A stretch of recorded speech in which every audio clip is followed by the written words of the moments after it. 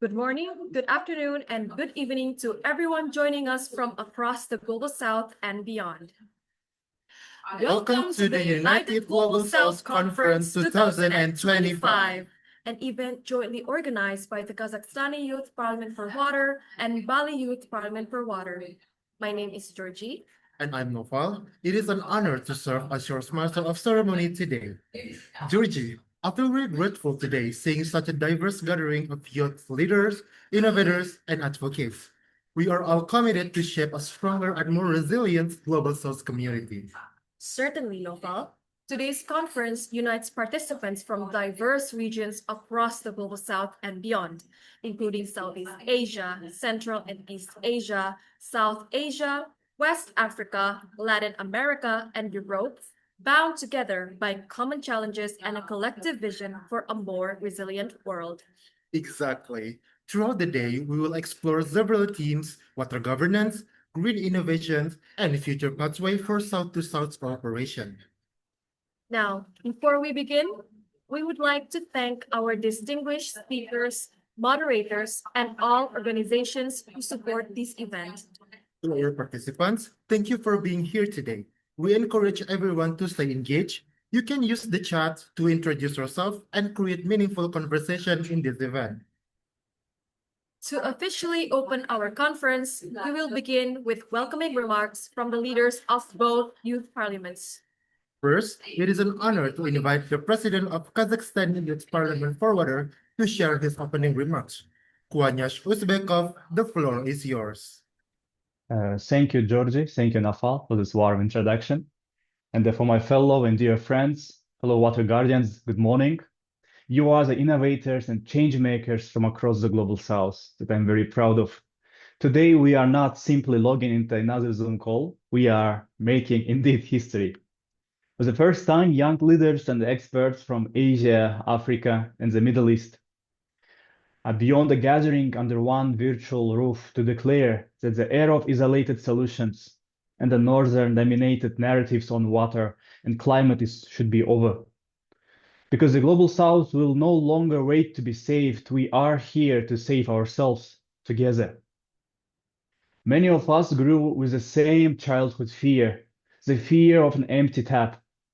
In my own and dear Kazakhstan, children in Kızılorda city still walk kilometers for a bucket of questionable water.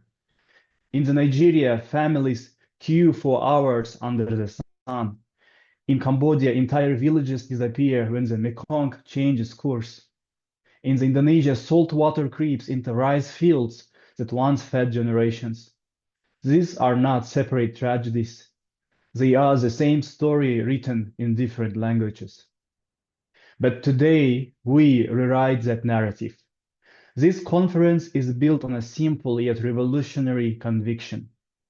The solutions we need already exist within our communities, our universities, our startups, and our villages. They just need to meet each other. A youth-led early warning dashboard from Kazakhstan can protect fishermen in the Senegal. A low-cost desalination technology from the Emirates can irrigate fields in Mongolia. A women-led cooperative model from Sri Lanka can help to water experts in the Kyrgyzstan. This kind of South-to-South cooperation is not charity. It is the fastest, cheapest, and the most dignified way to leapfrog decades of delayed action. In the next 3 hours, we will listen, challenge, and commit. We will turn shared pain into shared tools. And when we close this conference, we will not say goodbye. We will launch a permanent platform for the global South-to-South cooperation, where every idea born today can grow into tomorrow's policy, startup, or regional treaty. Because the water that flows through the Nile, the Mekong, the Amu Darya, or Sirdarya does not respect passports, and neither should our solidarity. And through bottom of my heart, I want to welcome to everyone to the United Global South Conference. And let us begin the work of making water flow uphill towards justice. Thank you.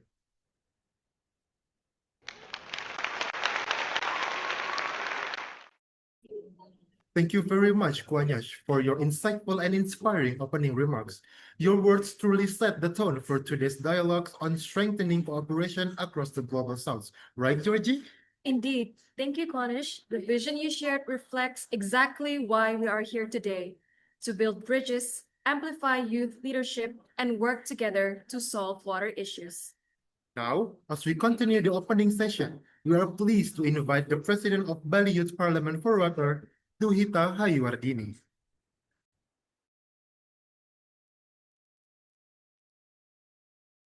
Hello, Nopal and Georgie. Hello, everyone. Thank you so much for the opportunity. Thank you for joining today, distinguished speakers, colleagues, participants. It is such an honor for me to be here with you all. This event is the first collaboration between Kazakhstani Youth Parliament for Water and Bali Youth Parliament for Water.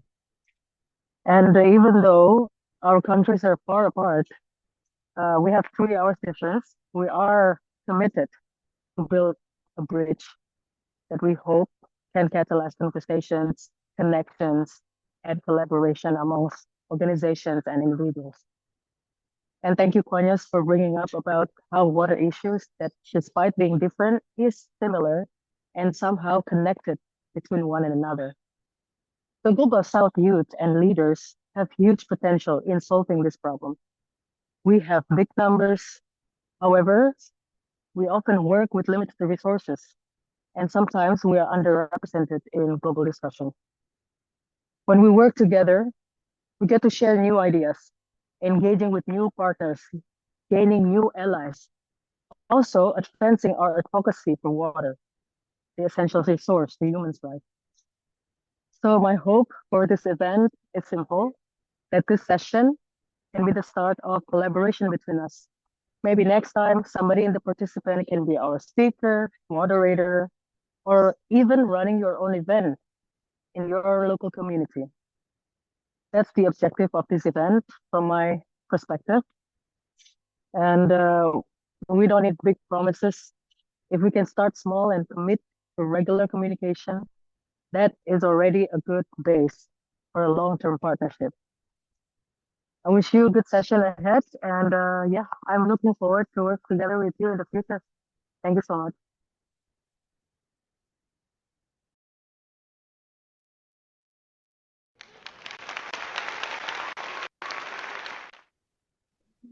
Thank you very much, Juhita, for your thoughtful and inspiring message. Your commitment to youth-led water governance continues to strengthen our collective mission across regions. That's true, Georgie. Now, last but not least, we shall hear opening remarks from the representative for Asia International Secretariat for Water. To Mr. Suranjini Javinian, the floor is yours. Hi, everyone. Доброе утро для всех, которые в Казахстане. Саламат Сизбе, Саламат Паги. Ассаламу алейкум ва рахматулlah ва баракату. Thank you very much, Duita. So thank you very much, Kanush, for your very profound statements. Mine won't be as deep, as serious as yours. My job and my mission is to inspire and help youth to do what you guys are doing today. In one word, I want to describe what we do. International Secretariat for Water for last 30 years has been supporting youth. And by supporting, I mean we've been motivating, mobilizing, and taking youth to bigger platforms where their voices can be heard. We've been helping them progress, develop, and form their own opinions. And we've been, most importantly, doing what you guys are doing today. We've been trying to connect them to operate on the environmental, water, and climate front jointly. Because one voice doesn't really matter. But when there are hundreds and thousands of voices, it matters. I don't know if you look at the statistics, youth in Asia is like the most significant number in the world. I think it's like around 60% of the population of Asia is young. And the problem is because of the way Asian societies I form, it's with a respect for age, for respect for the position, youth are usually downgraded to lower levels of decision making. And it's our job not to change the way societies cooperate, but to give you more confidence to grow and go to speak where you can and make your voice heard. The only way to do it is to talk to your friends and partners across the globe. The way to do it is to go attend big conferences which will help you to go to. The only way to do it is to read, to progress, and to engage. And obviously to start your own initiatives which can take you somewhere else. We are an independent organization. We work with civil society, which my colleague we're going to talk about in a later sessions. We work with youth, which some of you know and seen me around several events and platforms and personally in contact with me. And we also support small scale initiatives with one of the youth who will be speaking later, Cindy. She's benefiting from it, and she won the Best Asia Award last year for the best project. But all of those things don't matter to me because the most important thing which we do, we give voice to youth, and it's not just voice to go and speak about something. It's we give youth voice, equal voice to represent the views of your communities, your regions, your countries in the higher platform. And the strengths we give you, it's obviously we are behind all the way, but when young people speak at a higher platform, they speak on behalf of all the youth parliaments of water. They represent thousands and hundreds of thousands of views. And with this note, I want to finish, and I want to have this in mind for your future talks. Obviously, all of you want to succeed in life, to have better jobs and better lives.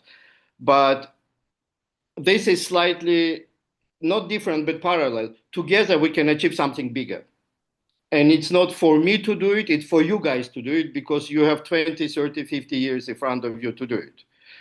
On your own, it's very difficult. We are here to support you, but I hope these initiatives would go bigger, deeper, and wider, and you guys are going to have more and more joint events. And one day, both Dini and Kianush would be talking to much larger audiences, addressing stadium of views about like the importance of water and environment.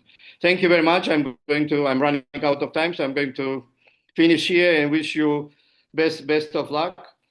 Самые лучшие пожелания для вас в этой конференции. Rahmet and salamat rapa semoga success. Bye. Thank you very much, Mr. Suran, for your endless support. Of course, we would be here today without you. Now, ladies and gentlemen, we shall begin what we've been waiting for, the discussion panels. That's right, Georgie. We will now begin final one, water governance and climate adaptation, shared challenge, local solutions. This session will explore how Global South countries can strengthen water governance in the face of growing climate risks and how local innovations and youth networks can contribute to building resilience. Indeed. And to guide us through this important discussion, we are honored to introduce our moderator for panel one, Hino Samuel Jose. Hino Samuel Jose is a program associate at the Global Youth Climate Challenges Policy Lab. He is a committed advocate for climate issues with over 6 years of experience in youth-led initiatives addressing the environment, digital governance, and youth development. He also brings 3 years of professional experience in financing, development, and maritime affairs. Additionally, he also contributes as a volunteer with Young Urbanist Southeast Asia and thematic focal point for green economy and research at the Children and Youth Major Group to United Nations Environment Program. To Jose, we are handing the microphone to you.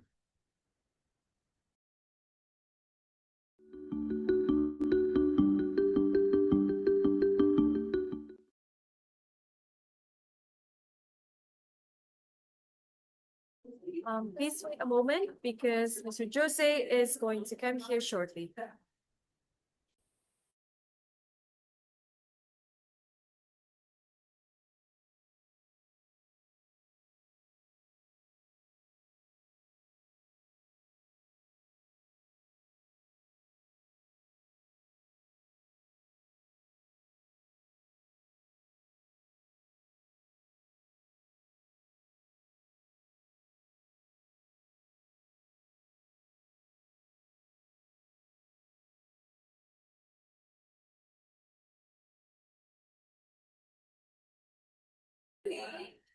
Hello, Mr. Jose, are you here in the room?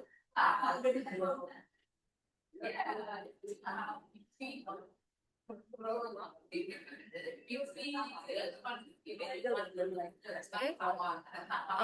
To Jose, we are officially handing the microphone to you.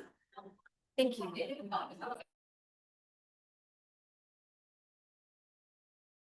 Good morning, everyone. So sorry. Can everyone see me?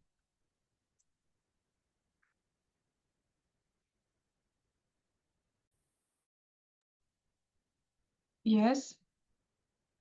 Could you please start? Thank you. Thank you. First of all, apologize for a bit of delay. The UN security uh, has been quite tough on me, and I need to check my bags as well.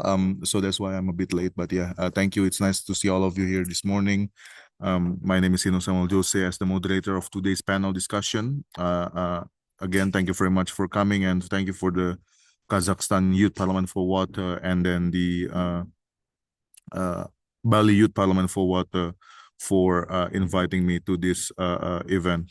So first of all, I think I would like to also remind everyone to please keep yourself muted if you're not speaking, and please open your mic only when you are being invited to speak, especially later during the discussion perhaps. So I would like to introduce the four speakers that we have today. First, we have the Fani Weda Huditama, the chairman of the Water Stewardship Indonesia. And then we have also Dr. Tukba, representing the Turkish Water Institute. And then we also have Madina Musayeva, the agriculture and water resource expert from Kazakhstan, and Wang Anban, economic expert from China. Thank you, Dr. PhD candidate, sorry. Yeah. Thank you, Mr. Wang, for joining us today. I haven't seen him on the screen. Okay, he's here. So after now, I would like to also just guide through the discussion briefly. So all speakers will answer the organization. We'll answer the questions pertaining to your expertise, and then I would like to ask all of you to introduce yourself also briefly, and then I would like to pose 2 rounds of questions to all speakers. You can feel free to align yourself with your organizational work, or if you want to also elaborate case studies that you have. But for sure, this discussion will be in Chatham House rules, I suppose, where everyone can share the discussion of the session, but however, everyone later on after the event should not quote from who it is the argument was. So yeah, I think that's all for the housekeeping. I would like now to invite, we will start with the chairman from the Water Stewardship Indonesia, Fani Weda Huditama, to please begin your intervention. And then I would like to also ask you to please answer this in 3 or 4 minutes. Thank you.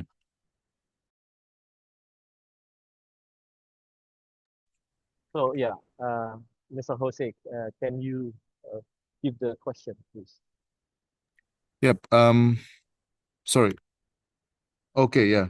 I just want to also maybe perhaps begin with you about how to drive water stewardship model that support climate adaptation, because I recently also joined the Asia Pacific Climate Change Adaptation Conference in Bangkok, Thailand, and water is certainly part of the discussion. And then I think if you work, when you're working in Indonesia and when you compare to the experience of Southeast Asia region in general, what will be your thoughts, on how to drive water stewardship that emphasize the role of the community and how it could be more inclusive, and what kind of model that you want to propose, if you have any thoughts. Thank you. Thank you, Mr. Jose. Hi, everyone. Mr. Jose, thank you for the question, and I would like to send out my appreciation, and I'm honored to be invited here. My name is Fani Wedawitama, but you can call me Fani. I hope I'm audible enough for all of us to hear. Yes. And yes, I'm the chairman of Water Stewardship Indonesia. And perhaps before I answer the question, I would like to share also with everyone uh, the complementary between water stewardship principle and also the IWRM, the Integrated Water Resources Management Principle. So basically, if we are talking about IWRM, this is a government-led, this is also top-down, but focus heavily on the governance of the water resource management. While water stewardship is locally driven, as mentioned by Mr. Jose, and then this is a bottom-up approach, and we focus on the shared action at the catchment level. Now, when we talk about shared action, so this is how I'm going to answer the question. When we focus on the shared action using the water stewardship principle, the implementation of this water stewardship principle, then how to identify this, how to put together all these shared action. So that we want to do through using the water stewardship principle is that we want to identify first what is the shared risk, because we believe risk moves everyone. If we share about benefit of working together, that doesn't necessarily move everyone. But if we are talking about risk, then it has the big chances to move everyone. So we start using the shared risk. Now, if we are talking about climate change, this is a shared risk. This is for sure. But we need to make sure that people who are in the catchment understand what are these climate change risks. How can we call this a shared risk? And this is where it is critical to bring everyone at the catchment level to understand what is the shared risk. So we usually do this by helping to put together what we call the catchment risk assessment, but focusing, of course, on the several topics, and climate change is one of the topic for identifying the risk, shared risk in the catchment. So you can imagine like this: if you ever watch a Marvel movie, where every superheroes, they have their own risk, they have their own problem, they have their own fights.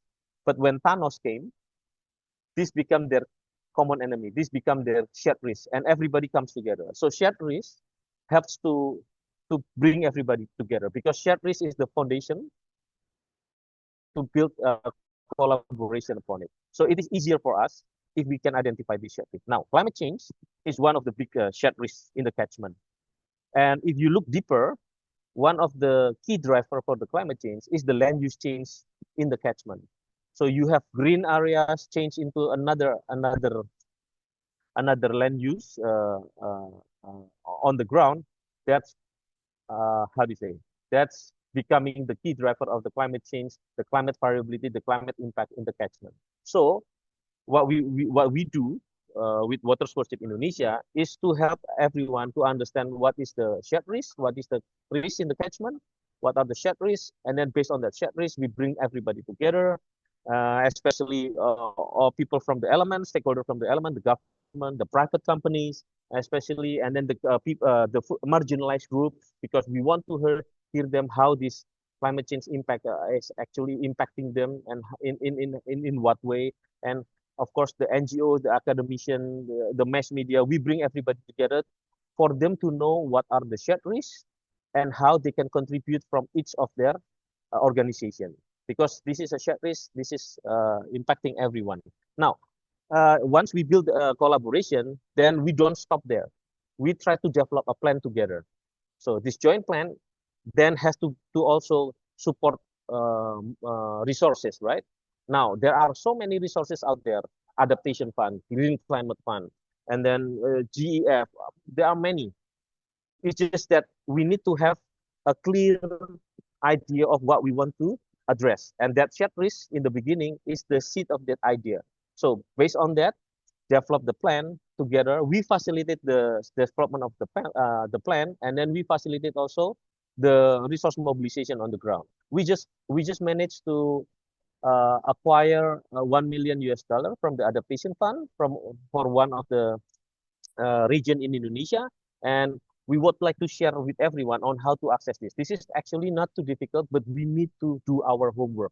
We need to work together, show the strong networking with each other of the people who are all the stakeholders that is in that consortium, because the adaptation fund also would like to know how well you are going to be working with each other.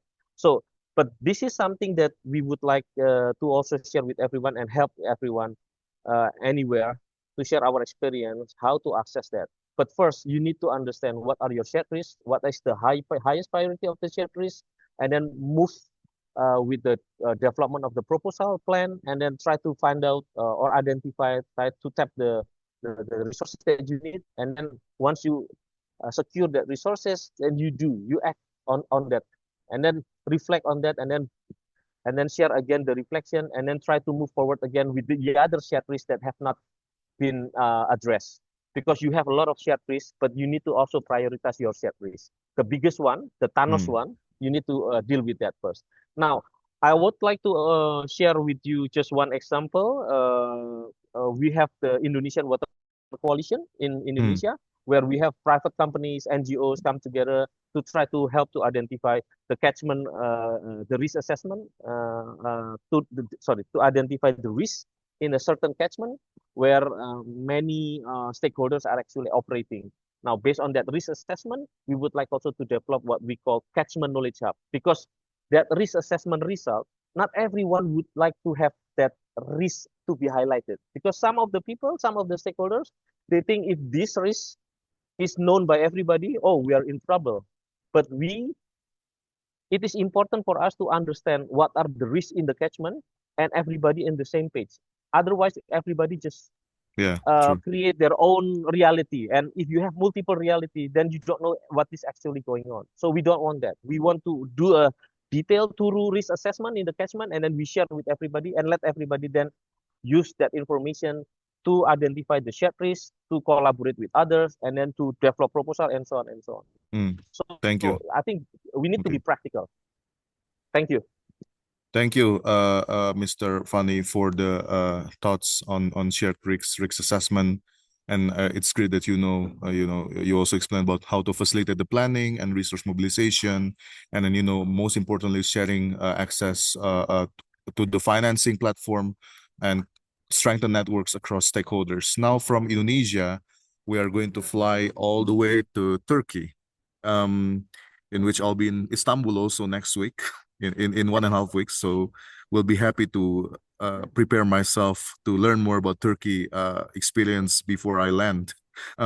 Regarding maybe your extensive experience, Dr. Maiden, your extensive experience working at the intersection of policy, diplomacy, and resilience, how can diplomatic frameworks and policy level mechanism strengthen climate adaptation, especially in regions facing water shortages? And if you have any experience from Turkey, and I think, adding to what Mr. Fani also said before, he mentioned about, he built a knowledge hub where everyone can, sort out and try to not cherry pick, but rather consolidate their actions and knowledge and everything. But according to you, Dr. Maiden, what are the key role of diplomacy? Is this only for talking? And if it is not for talking, how diplomacy could serve its purpose to make water sustainable and water accessible for all? Thank you. Thank you very much. Good morning from Istanbul. Let me begin with a brief assessment of the current situation in transboundary basins, as you know, where water quantity is under pressure. Cooperation, unfortunately, becomes much more difficult. But contrast, when the issue is a state of water quality, countries tend to find it significant easier to collaborate and take joint actions like Europe, in the river in the Europe, for example, Danube and the Rhine. And Turkey and the region that she located, we are under water pressure. And because of the climate change, every day we feel that pressure much more when we compare with the past. And for this reason, I think for the cause of the water scarcity and for the cause of the region status, because also politically unstable region, if we are talking about the Middle East, water diplomacy has become a crucial instrument in the implementation of the Turkey water policies, especially in the region, not only the transboundary, also regional collaborations and the policies. Turkey shares 5 transboundary river basins, and in 3 of them she's upstream, and the 2 of them she's downstream. With these basins, Turkey engages not only on water management, but also with the complex realities of the differing political priorities, diverse policies, approaches, cultural variations, and wide-ranging socio-economic conditions. And Turkey, when we talk about the water diplomacy, of course, it's a process. Water diplomacy is not about the talking or signing agreement, and there are 4 ways of, diplomacy: track 1, track 1.5, track 2, and track 3. And Turkey all involved all kind of these tracks for the water diplomacy, and I'm a representative for the Turkish Water Institute. I have a chance to involve track 1 official process and also track 1.5 semi-official process. So with this, using this kind of ways, we try to solve the problem, we try to build trust, and we try to create a common language, because for the under the diplomacy, most important thing, especially for our region, is building a trust, because there is a huge history and there are lots of conflicts and wars. So first of all, if we want to talk about the waters, first of all, we have to trust. We have to build trust, because in our region, and as you guess, for many regions, water is a technical issue, water is political issue, and unfortunately sometimes it is used for a conflict or pro-condition or a trade. So for Turkey, water is a cooperation issue, not a conflict issue. And for this object, we try to also involve the regional and bilateral initiatives. And I would like to give the example Blue Peace in the Middle East. We also involved in this initiative. And under the Blue Peace, especially we are focusing on the institutionalize the dialogue, build a trust with building a trust, and agree on shared principles, because there are also principles when we talk about the transboundary water issue, especially equitable and reasonable. So, and invest in joint fact finding, as you mentioned, the knowledge hub. I think for the diplomacy, we need science-based information is very important. With hearing something or with speaking something, and we also from the internet, because there are lots of information you can find from the internet, but we have to select which one is the true. So for the knowledge hub, when we create that kind of thing, who will collect the data or knowledge, who will evaluate it, and how can you disseminate? These are the other main questions. And I believe media has a great job when we talk about the water issues. If the writers has the true information, fact, I think they will also shape for example, all the things in the region about the water. So under the Blue Peace, we have a youth ambassador program. Also, we have a junior water junior water journalist program, because where is the information? How can they find the information about water is very complex issue sometimes, because it's very technical issue also. So we are supporting youth and the young journalists for the dissemination of the facts and the real things, and and write the news in an objective way, because sometimes only one news can create big problems in the basin, and it causes some misunderstandings if you have no idea about the water issues. And in Turkey, of course, climate change is another, as I mentioned before, is another challenge. So for Turkey, first of all, of course, in the national level, we are focusing on national water efficiency mobilization. And also we try to disseminate and share our experiences with the region countries, also with the other regions, like Central Asia or maybe South Asia.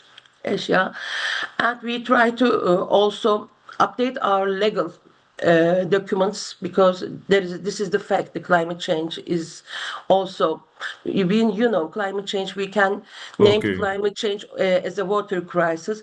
So we try in a national level. We implement some process about the adaptation to climate change, and then we disseminate this experience with the neighborhood countries with the initiatives. Thank you. Thank you for sharing your insights, Dr. Maiden. Thank you also for your continuous work in investing in young people. Thank you very much. I really appreciate this.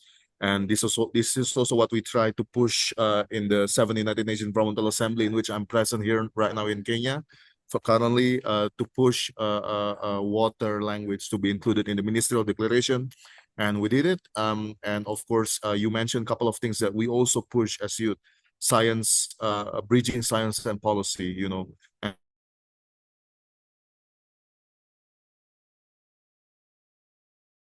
earlier in your remarks, water is indeed a political issue, where everyone thinks it's a political issue, but during the election days, I don't think not many politicians elaborate about water issues in my country, especially in Indonesia. They elaborate more about, how to mobilize the cash assistance, technical capacity building, support for the poor people, but they don't really cover environmental sustainability aspect of the people, and this is also what we need to try to, to combat in addressing water governance challenge, which is misinformation. If I could add disinformation and malinformation, MDM. So I think that's all. Thank you very much, Dr. Maiden. And now I would like to move forward to Mr. Anbang Wang.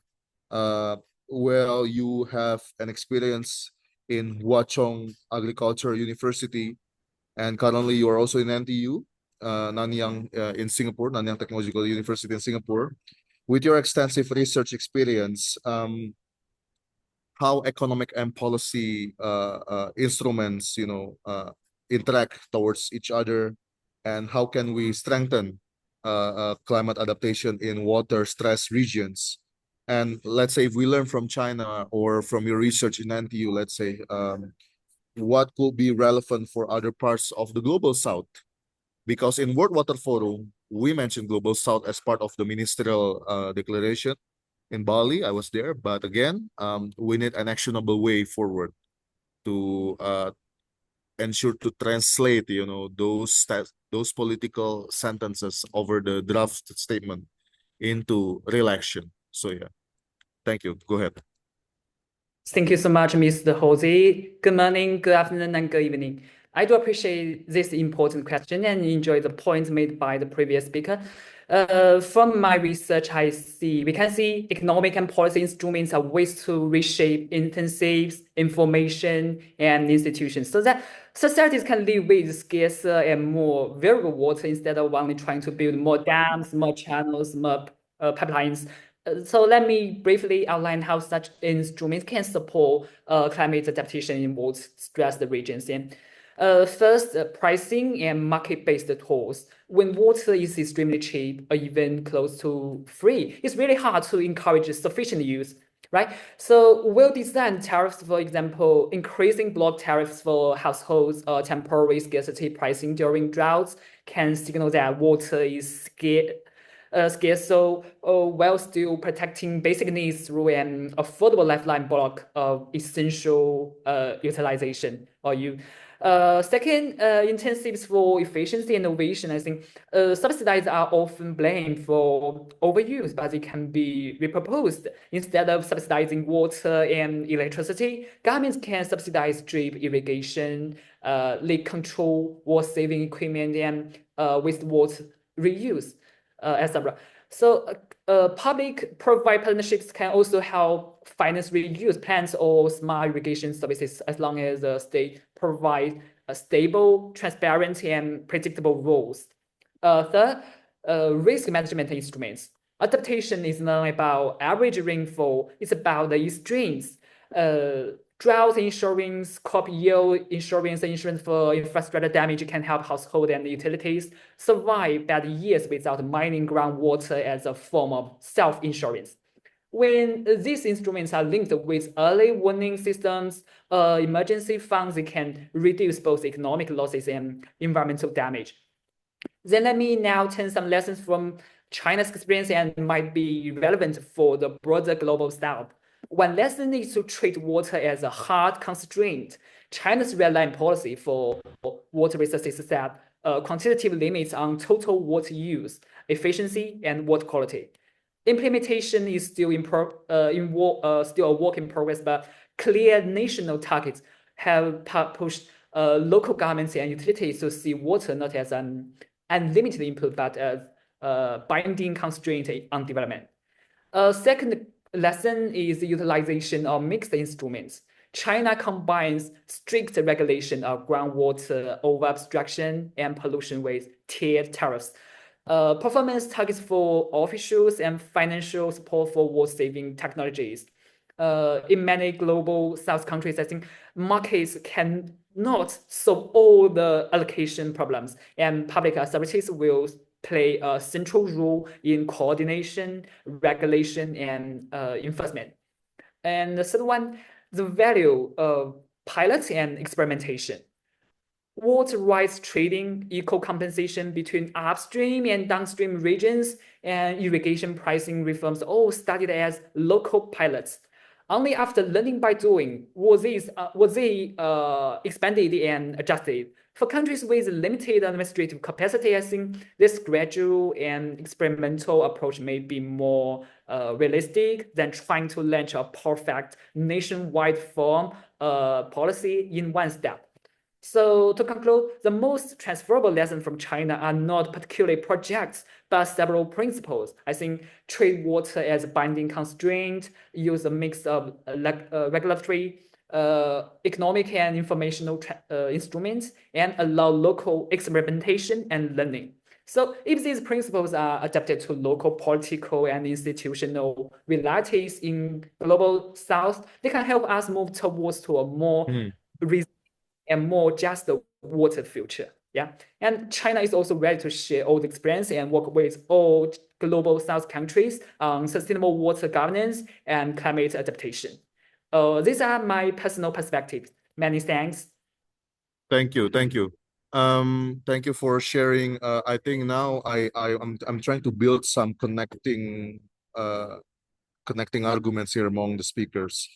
So I think previously Mr. Fani have mentioned regarding knowledge, risk management, and I think I also heard a lot regarding from the second speaker, science and policy, and ensuring that we invest in youth, investing in water efficiency. And now you are mentioning something regarding principles, where aside from projects, aside from technical innovation, there should be a strong principles being embraced by all stakeholders across the water supply chain. And I totally agree with this, as solving water issue is a complex one because it interplays with other sector. And I think so once we understand the risks, once we understand the shared risks and what what can we do to plan and anticipate those risks. And then when we mix science with principles of in water decision making, we eventually can deliver not only a good performance of policies and outstanding achievements of all technical projects, but I think we can also deliver livelihood to the people, because that's what the issue is at the end of the day, how to serve the people, because the people itself is the one using the water, but at the same time, water usage by the people also impacts the environment, our ecology. So I think if I can so far connects the arguments among all speakers, that's how I would like to frame it. Although there has been other arguments as well being elaborated just now. And I think we have previously heard experience from the speakers and how they tailor their project implementation to resolve the water challenges. And we have heard from a speaker, Mr. Fani, that has experience regarding SDG 6 and water stewardship. And we have also heard research and as well as diplomacy experience from the previous speakers. Now let's move forward to the last speaker that will elaborate how we can tackle the nexus of water issue how can we address the nexus of water governance. And now I'm happy to introduce her as someone with an expertise in water and land management as well as agriculture. And as now also the UNFCCC, for example, the UN Framework Convention of Climate Change, integrates agriculture and food system as part of the NDCs, as countries have submitted nationally determined contributions that also include indicators related to the climate action and agri-food system. And water is certainly part of the discussion, irrigation, things like that. Now, I would like to ask you, Ms. Medina, based on your work in your region, especially dealing with the rural communities, what could you tell us about the interrelated challenges between water, land use, and agriculture, and what can regional cooperation do to resolve the challenges, the shared challenges across those nexus? Thank you. Thank you, Mr. Jose. Hello, everyone. I am happy to greet everyone from Astana, which is the capital city of Kazakhstan. Thank you for inviting me for this event. So, as you said, my previous previous speakers talked about important parties, so important blocks. I would say that all of them working for the sake of serving and improving the livelihoods of rural people. So at the end, it's agriculture people who work for agriculture, and water and soil are the we know that it's two key important resources that we use to produce food. So, and if to talk about nexus, I would like to strengthen or to highlight three major challenges, three key challenges, although there are many of them, but those three are the ones that that are important to solve, that are important to ensure this nexus among different different parts of this nexus. So, as first, I would like to say that in Central Asia and in general in the SCARAC region countries, I would say, decline and availability of water is a key issue. So it's water availability in its physical term. And then plus, if you add to here the water quality, then the problem becomes even like more important.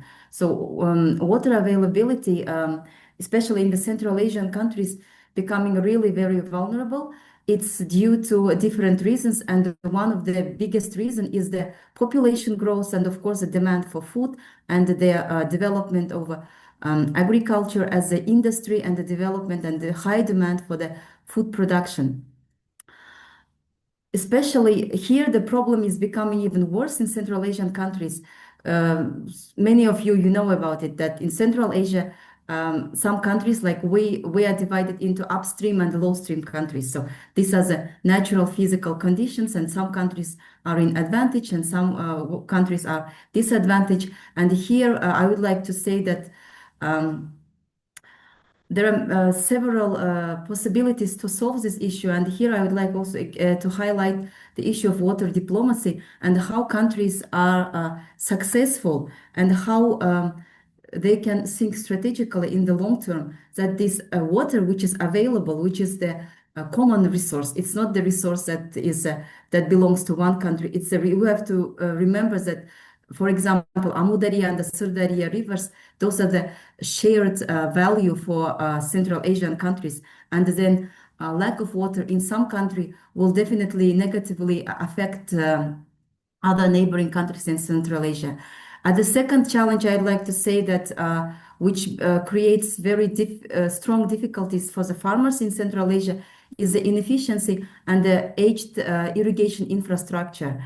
Those of you who worked in the rural areas or know this information, nowadays, unfortunately, on an average in Central Asian countries, due to inefficient water channels, we lose up to like 60% of water that is available for irrigation, which is a very high number, and it really creates a lot of difficulties, not only in terms of water availability in physical terms, but also in economic and in financial aspects. And the third challenge that I would like to stress is the land degradation, which is the result of land degradation, which is worsened by climate stress, and then the poor practices that are used by farmers, poor practices used for soil management and water management. And here, it's again maybe the historical thing that in the past we used to have very big farming units where the farming was operated as a big industry. So when everything was scheduled, there was a clear and very strong support from the government in terms of money and in terms of subsidies. But nowadays, Central Asian countries, it's been already in the last 50 years, we are facing the private farmers, which are not very well equipped with the knowledge, don't have good access to different resources like financial resources, and then the access and availability of sound knowledge and the practical, especially practical knowledge. So what kind of adaptation practices we have at this time? And what kind of adaptation practices are recommended for the farmers? And of course, we farmers in Central Asian countries, we know efficient technologies like using drip or sprinkler systems, and how to rotate the field to follow the crop rotation. But nevertheless, as I mentioned before, very old and weak infrastructure in irrigation system, this still creates a big challenge.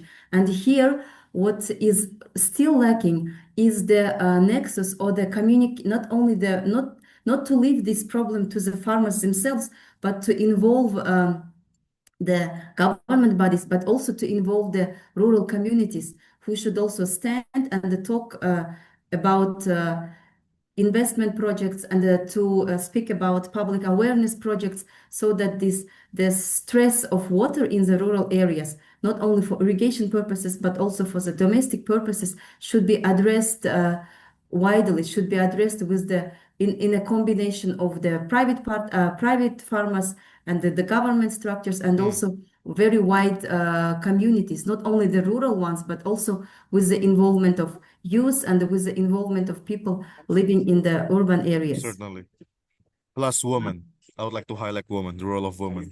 It is very Yes, important. exactly. Yeah, the youth and that's we call it nowadays in Central Asia. We have a debate that gender aspect is not only the female part. It's not only the women, but also the young people.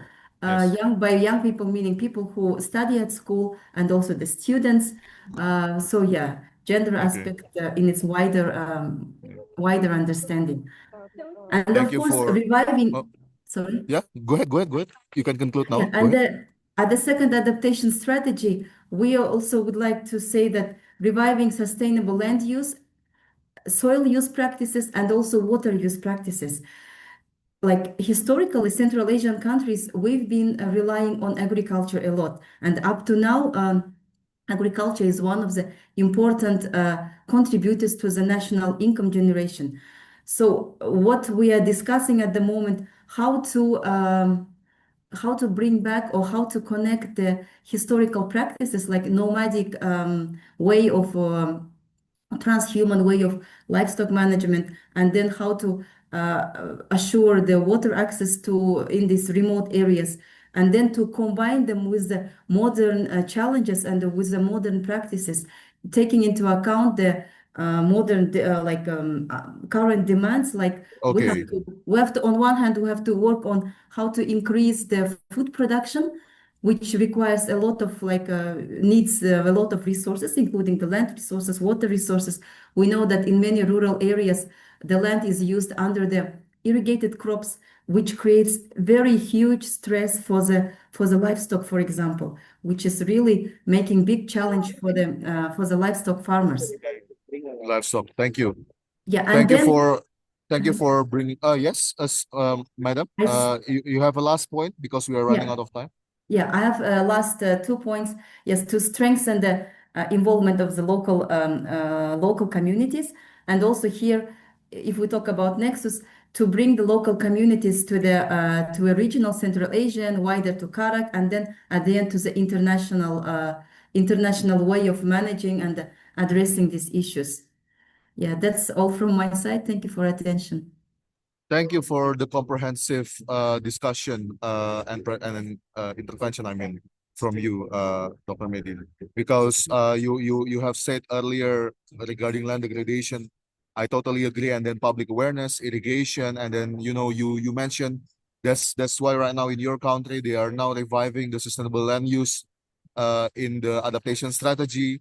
And then you also mentioned about livestock, which is very important because when you talk about agri-food system, sometimes people are only focusing on the plants, on the green aspect of the food system, but they don't really also cover, or let's say sometimes consider, the livestock, as part of the agriculture and food systems, because sustainable food systems will eventually result in a sustainable water management. And I think some speakers have tackled the questions in the chat box. So I believe some of you have also take time to see the chat box. Because we have only 3 minutes, I would like to ask every speaker to respond to the chat box in their general remarks for 1 minute only. Let's start with Mr. Fani. For 1 minute from the reflection in the chat box, and then Dr. Tukba, I will give you an extra time of 30 seconds. 1 minute and 30 seconds special for you, Dr. Tukba, and then Anbang, and then close with Ms. Medina. Go ahead. Okay, thank you. Because time is limited, so I just already put in the chat box. I think everyone can do something right now. We don't have to wait, right? So first, to help do your homework, identify the risk and the shared risk, structure the shared risk, establish collaboration, develop proposal for the highest shared risk priority, submit to the donors. Once you get the approval, implement, reflect, and consolidate, and repeat. Because please remember, everyone, we repeat what we do not repair. So you can act now. And WSI will be very happy to guide you through the process. And yeah, we can support you all. Thank you very much. Thank you. Please leave your email in the chat box for anyone who wants to collaborate with you, sir. Thank you. Will do. Dr. Tukba, 1 minute and thank 30 you. seconds. Yeah, I give you special thank you. 30 seconds. Thank you very much. Yeah, from the questions I understand, it's not easy to turn the commitment to the action, because the most problematic thing about the water issues, commitment to action. There are lots of words, there are lots of discourses, but the action is not easy to take, because finance and the priorities are changing the actors or the region to region. Also, I would like to answer your comment about yes, in some countries, water is not an issue in a political level, but I want to give the example Iraq and Syria. In their in their election periods, they always use the water issue at the first level, and they're about their ideology. So for the other questions, there are lots of global actions, but unfortunately, especially for the SDGs 30s, we don't believe we will make a great result. And as you know, UN water conferences are now held for this to try to accomplish the targets of the 2030s, but we don't believe it will not. Thank you very much. Thank you, Dr. Tukba. Now, Anbang, please, Mr. Anbang. Okay, thank you. I think youth can drive innovation, especially in data collection, monitoring, and digital solutions that improve transparency. Yeah, we also bring new ideas in equity, participation, and behavioral change. So in many countries, I think youth networks are already leading community environment projects and climate education. So our role is not only to push for policy change, but also to experiment with practical grassroots solutions that governments can later scale up. Yeah, thank you. Thank you. And now, Dr. Medina, please. Yeah, there was one specific question about water flooding in Kazakhstan and if it is explicitly addressed in the national strategic documents. Yes, it is explicitly addressed, but I would like to add here that the again involvement of youth and involvement of wider communities and especially public-private partnership is something that can be improved and further developed in Kazakhstan and in Central Asia when we're talking about this kind of naturally uncontrolled things like water flooding. And then plus I would add that specific technologies that can solve these issues and how to collect water, how to collect the natural precipitation and then to use it for the need of agriculture, for other needs. This is something that we still have to work further. And then we have to think about technologies that could be how to say affordable for the small to medium scale farming units. Thank you. Thank you. And yeah, thank you for bringing up the precipitation technology, also the collection of the precipitation. I think I forget about that. Thank you for reminding me about that also. And also I recall previously Anbang mentioned about early warning system, which is very crucial. So now I would like to close this panel discussion. Thank you very much to all speakers for their participation. My name is Sino Samuel Jose, the thematic focal point of Green Economy and Resources of the Children and Youth Major Group, the UNEP. As well as a member of the World Youth Parliament of Water, a proud member and general member. And then also as someone who's been passionate on water issues, working on water issues also in the government. I am learning new things, and I believe the participants also did indeed learn new things out of this panel discussion. Thank you very much, everyone. I will not conclude because we still have a panel after this, so I will let the conversation to continue to flow on. And let's have a picture session. I would now take the picture. Let's all give this best smile in 3, 2, 1. Okay, wait, there's a chat box balloon. Let me close it for a moment. In 3, 2, 1. Okay, thank you. Thank you very much, all speakers and everyone, and have a nice day. Thank you. Back to the MC. Thank you.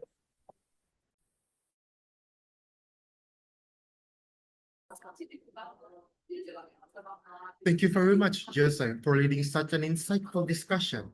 And thank you as well to our speakers and participants for your thoughtful reflection in panel 1. We now move to panel 2, Green Innovation and Startup Ecosystems Empowering Change. This session will explore the barriers, opportunities, and success stories of how young innovators are leading the change. To get this conversation, we are honored to introduce our moderator for panel 2, Wildan Muhammad Hadri, or as we call him, Idan. That's right, Nova. Idan is a seasoned project manager with over 10 years of experience advancing sustainable development and investment solutions across water, waste, fisheries, and broader environmental sustainability actors. He also led impactful projects by USAID and World Bank in Indonesia, Sri Lanka, and the Maldives, focusing on multi-stakeholder engagement, capacity building, and investment mobilization for water, sanitation, and marine conservation. Beyond his professional achievements, Idan is Australia Awards recipient and a Master Candidate of Sustainable Development at Macquarie University, which is a testament to his continued commitment to the sector.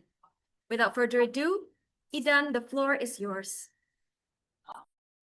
Hi, everyone. Welcome to Panel 2, Green Innovation and Startup Ecosystems, Empowering Change. My name is Wildan Muhammad Hajri. Everyone calls me Idan. I'll be your moderator for this session. And this session is very interesting because it explores how green startups, innovation platforms, and entrepreneurial ecosystems are currently shaping climate solutions across the global south. Our speakers come from all over the world and they bring experience from Africa, Asia, and global advocacy networks, and each contributing unique insights on how ideas grow into impact. But before I introduce them all, I would like to give very brief housekeeping rules. Kindly mute yourself unless you are speaking or asking questions. And we also allow all virtual participants to post their questions in the chat box directly, and then we'll do our best to answer them all in the chats. But at the end of the panel, at the end of the sessions, we also have the Q&A sessions where the speakers can directly answer some of the questions posed in the chat box. So without further ado, because the previous panel has taken us across Indonesia, Turkey, Kazakhstan, and even China, now it's our turn in this panel to fly and visit other countries across the globe to meet our amazing speakers. First up, we have Mr. Samuel Elensi. He's a National Project Coordinator of UNIDO GCIP in Nigeria. Hi, Mr. Samuel. And then the second speaker. Hi, Wildan. Hi, Mr. Samuel. And then for the second speaker, we have Kishik Suren Biamba, or Kishik. He's the Executive Director of Development Solutions NGO in Mongolia. Hi, Kishik. Hi. Great. So last but not least, of course, we have Colleen Arnaud. She's an advocacy officer from International Secretariat for Water, or ISW. She's also a coordinator of Butterfly Effect NGO Coalition based in France. Hi, Colleen.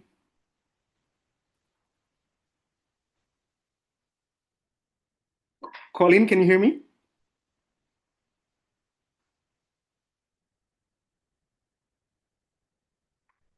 Okay, great. It's okay. We can go to Samuel first. So we're flying to Nigeria first as our first trip for this second panel. So Samuel, I would like to briefly introduce Samuel. So he's a specialist in clean tech innovation and startup ecosystem development with experience across 5 African countries. He currently leads project management unit of UNIDO's Global Clean Tech Innovation Program in Nigeria, supporting more than 50 clean tech startups and SMEs. His work focuses on building systems that help innovate ideas and grow into scalable, impactful solutions. So, Samuel, as the National Project Coordinator, you work directly in one of the most impactful UN-supported platforms for developing green startups, right? Could you start by sharing and also elaborating how green innovation ecosystem currently functions or currently developing in Nigeria and also the wider West African region? All right. Thank you very much, Vildan. And it's a pleasure to be at this conference. It's 7 in the morning over here in Nigeria. But I mean, I'm very happy to be here. First of all, please confirm that you can hear me. Can you hear me? Yes, I can hear you clearly, Samuel. Okay, perfect. So to answer your question, I'm going to start with the wider West African,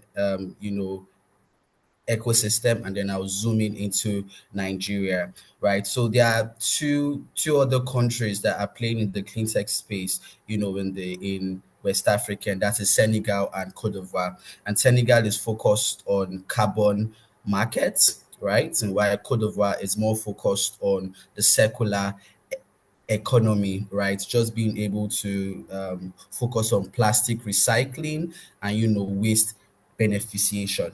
Now, to bring it home to Nigeria, I'd first like to describe the ecosystem. Then I'll tell you who the actors are, and then speak about the bottlenecks, and then maybe the opportunities. Now, the Nigerian clean tech or green innovation system is just starting. It's growing. It's not as advanced as you will find in the other parts of the world, but we are getting there.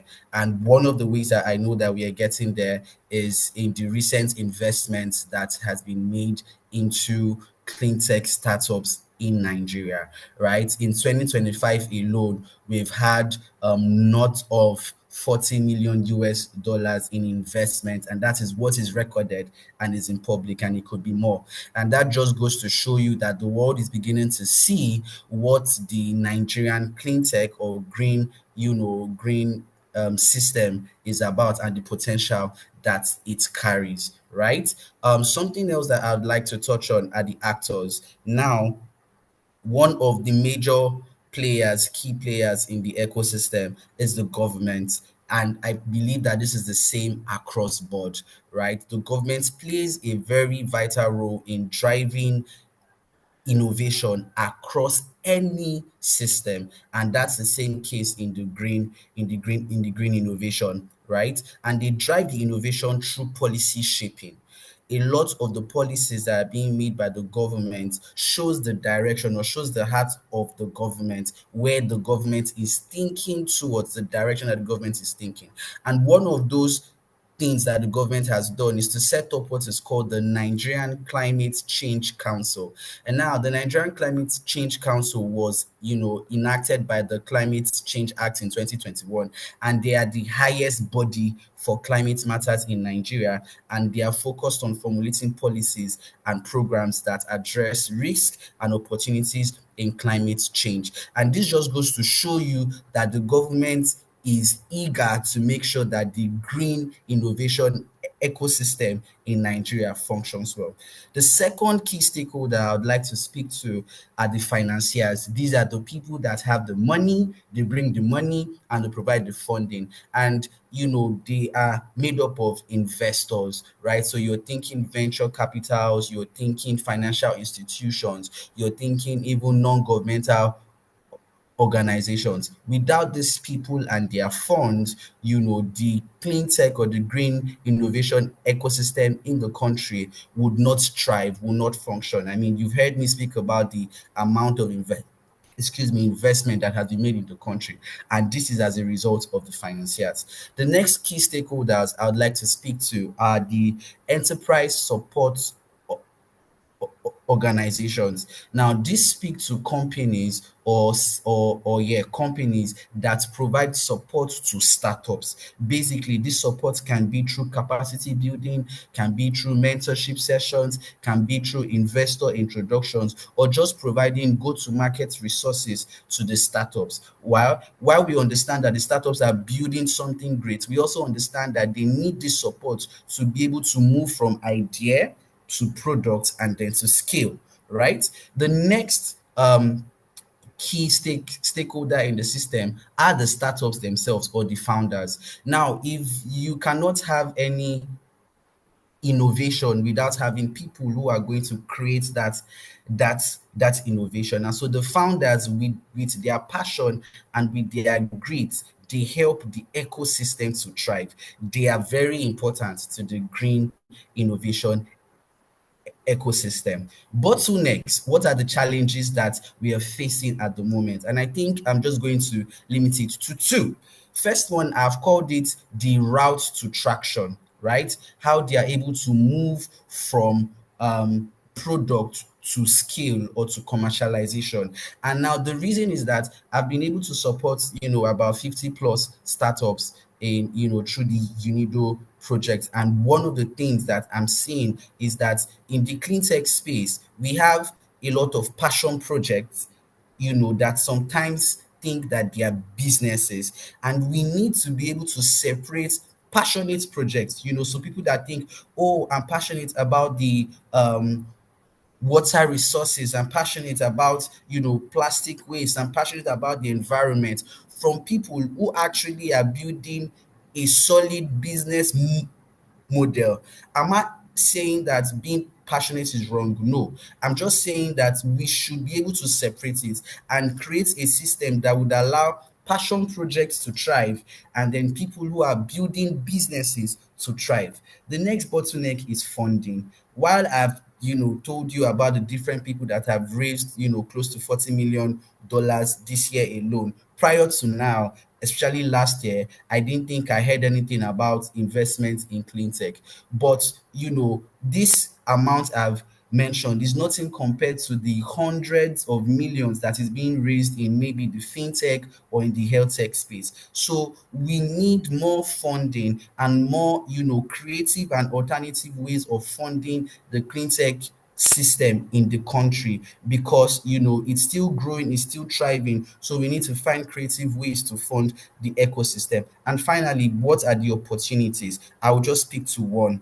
You have the first mover advantage. Like I said, the ecosystem is still growing, is still thriving, right? And so what that means is that if you have advanced systems or advanced solutions in other parts of the world, you can bring it into the country and be one of the first people, to be able to implement that solution. And that gives you a whole lot of advantage in the country. I am going to stop there. Thank you, Wildan. Thank you so much, Samuel. I think it gives us a very clear ideas of how things are moving and also developing in terms of green economy in West Africa and especially in Nigeria as well. You explain a lot about who are the players. Government is definitely one of them. The financiers, because the world is running on money and financing. Without them, these initiatives, this green clean tech would not work. Enterprises support organizations is also very important to make sure that the startups develop and can grow in their capacity buildings and move from ideas to products and develop it further. Startup founders, obviously, is also one of the key players. And it's interesting that you sort of like link it to the bottlenecks, because these founders, these young people, they're very passionate and they're very idealistic. And sometimes they have this like passion products which do not or have not yet have a good business models. And that's where the capacity buildings and also support that the government or other parties can give to these founders, to these startups can do in order to make their vision reality. And then you also mentioned about the first mover advantage. They have the innovations, they have a good novel products, and to bring it to another market, to another country, to be the first to implement that is a huge advantage. And that's also what you at UNIDO and GCIP Nigeria is currently doing, Samuel. So maybe one brief question that I would have for you to answer is regarding the bottlenecks itself.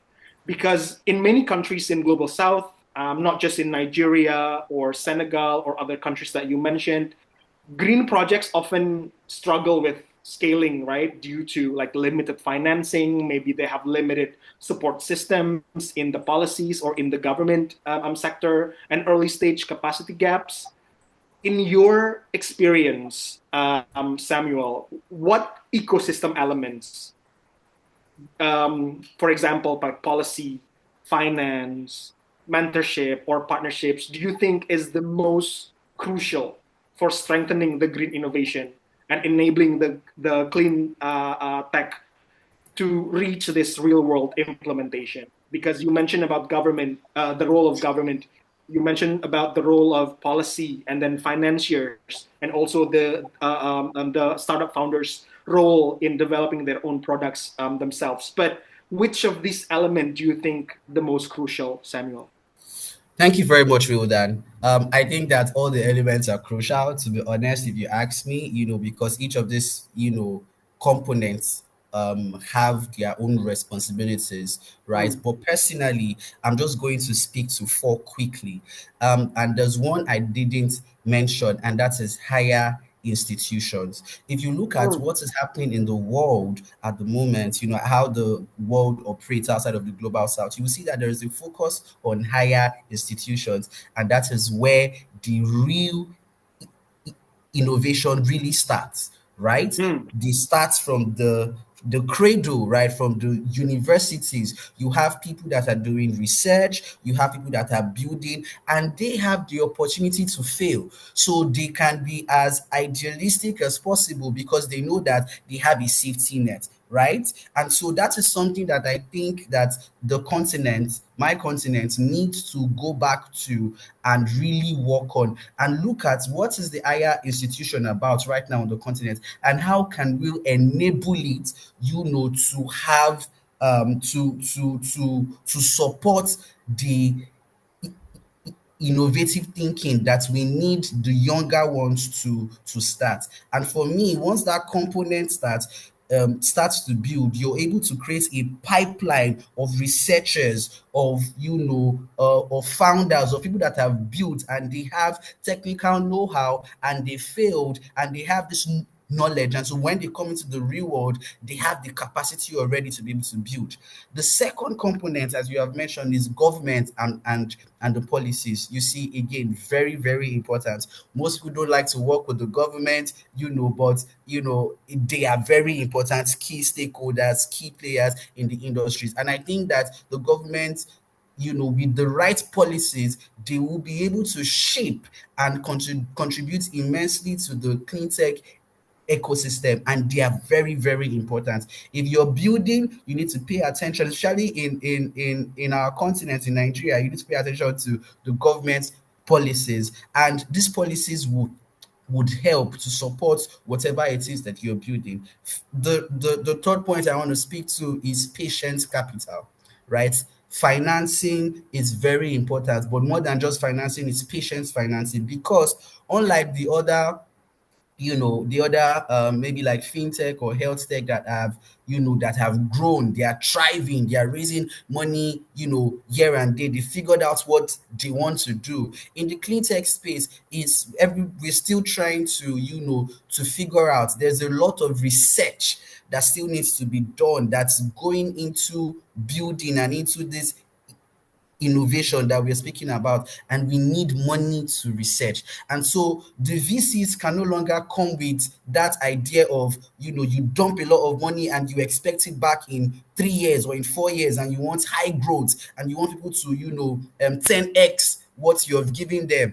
That cannot be the case. So we need more patient capital as it concerns finance. And the last one is commercialization, right? That's a very key component. Again, innovation in this space starts with research, starts with data, starts with reading a lot of things and putting things together. And so the challenge now is that we have a lot of professors or people who have figured out stuff, but now they don't know how to take it to the market. They don't know how to make money from it. They don't know how to build a business from it. And that is where the enterprise organizations come in, right? To be able to provide the support. So for me, I think that these four components really stand out for me. But, again, the ones I've not mentioned also have a very key role to play. Thank you, Wildan.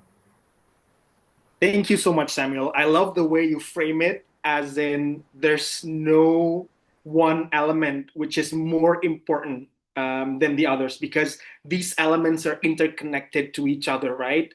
And you also mentioned about the role of higher institutions, which I love, because as you noted, lots of innovation actually comes from there, from the students themselves.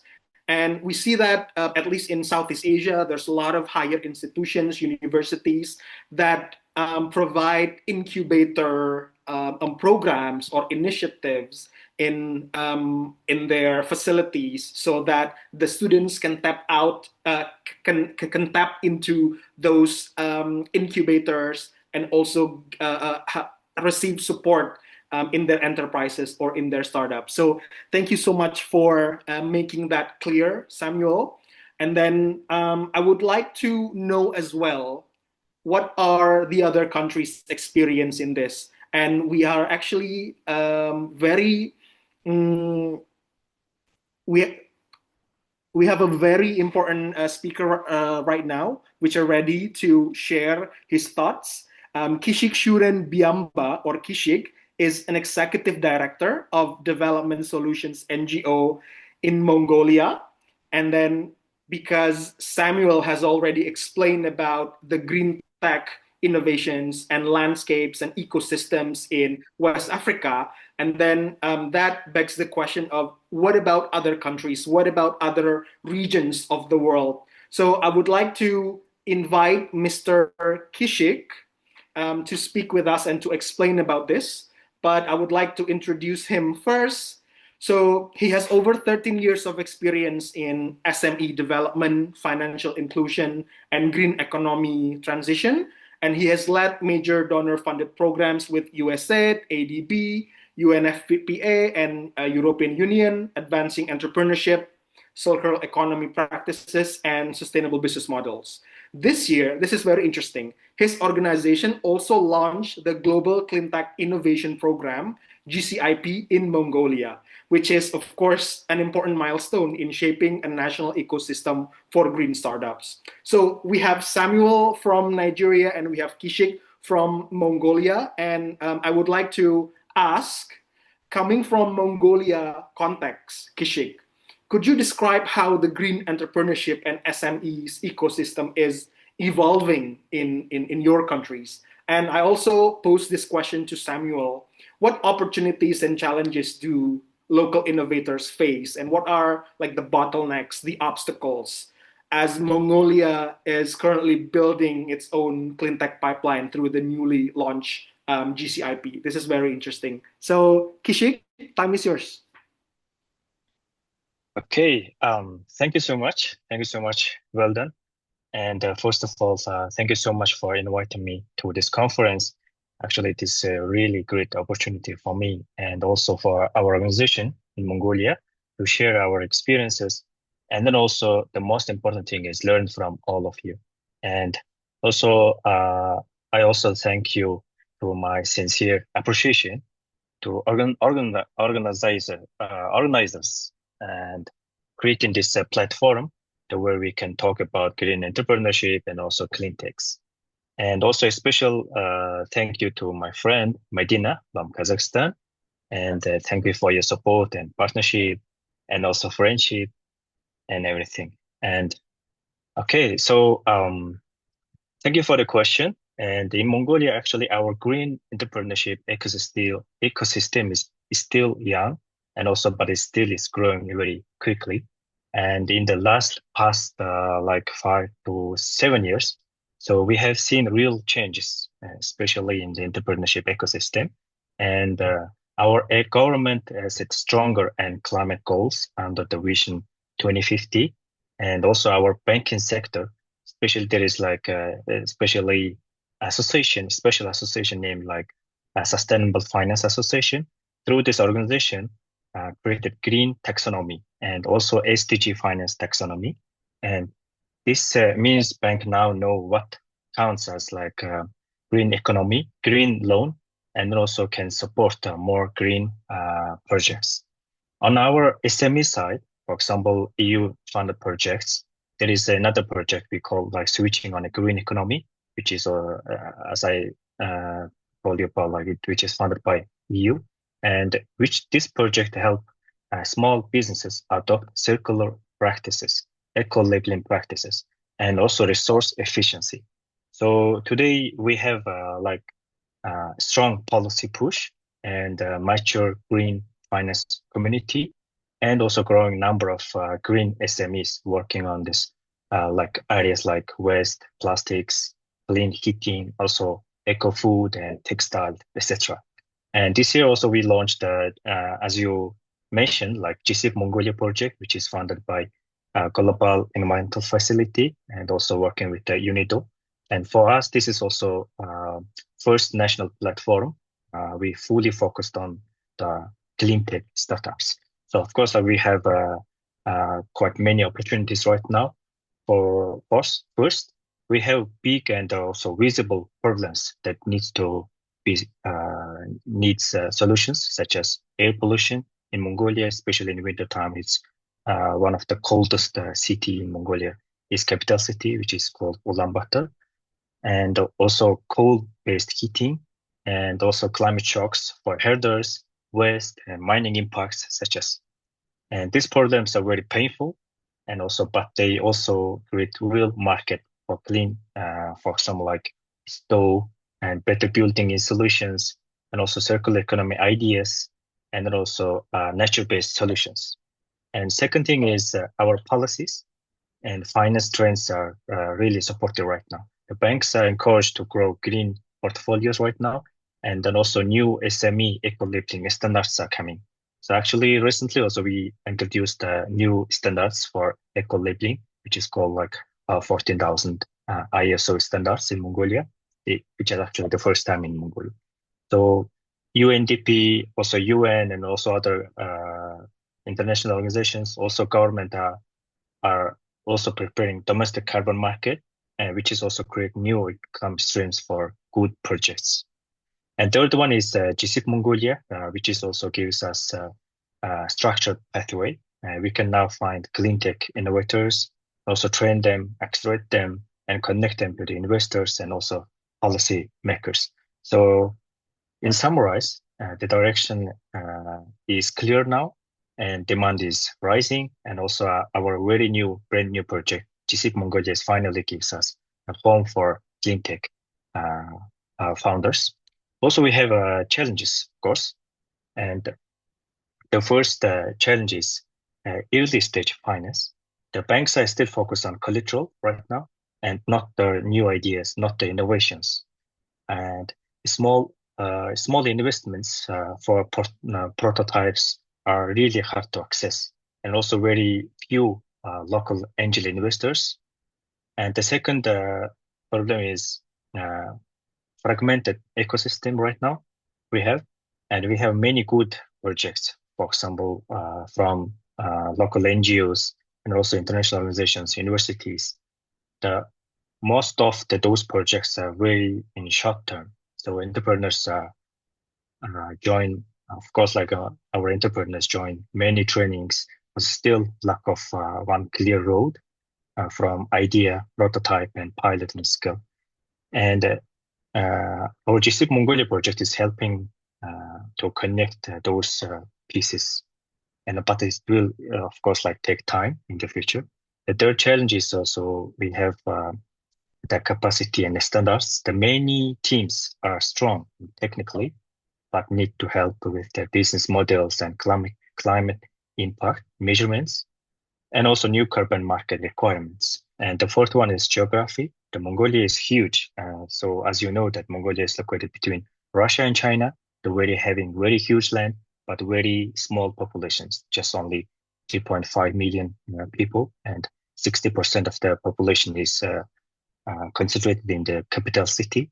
So which is also very having actually rising very big problems, and also the harsh winter, and also testing new technologies is also very expensive, but it also focuses on our innovators to build very strong and also practical solutions that can later also used in other cold and climate countries, such as, for example, in same regional countries.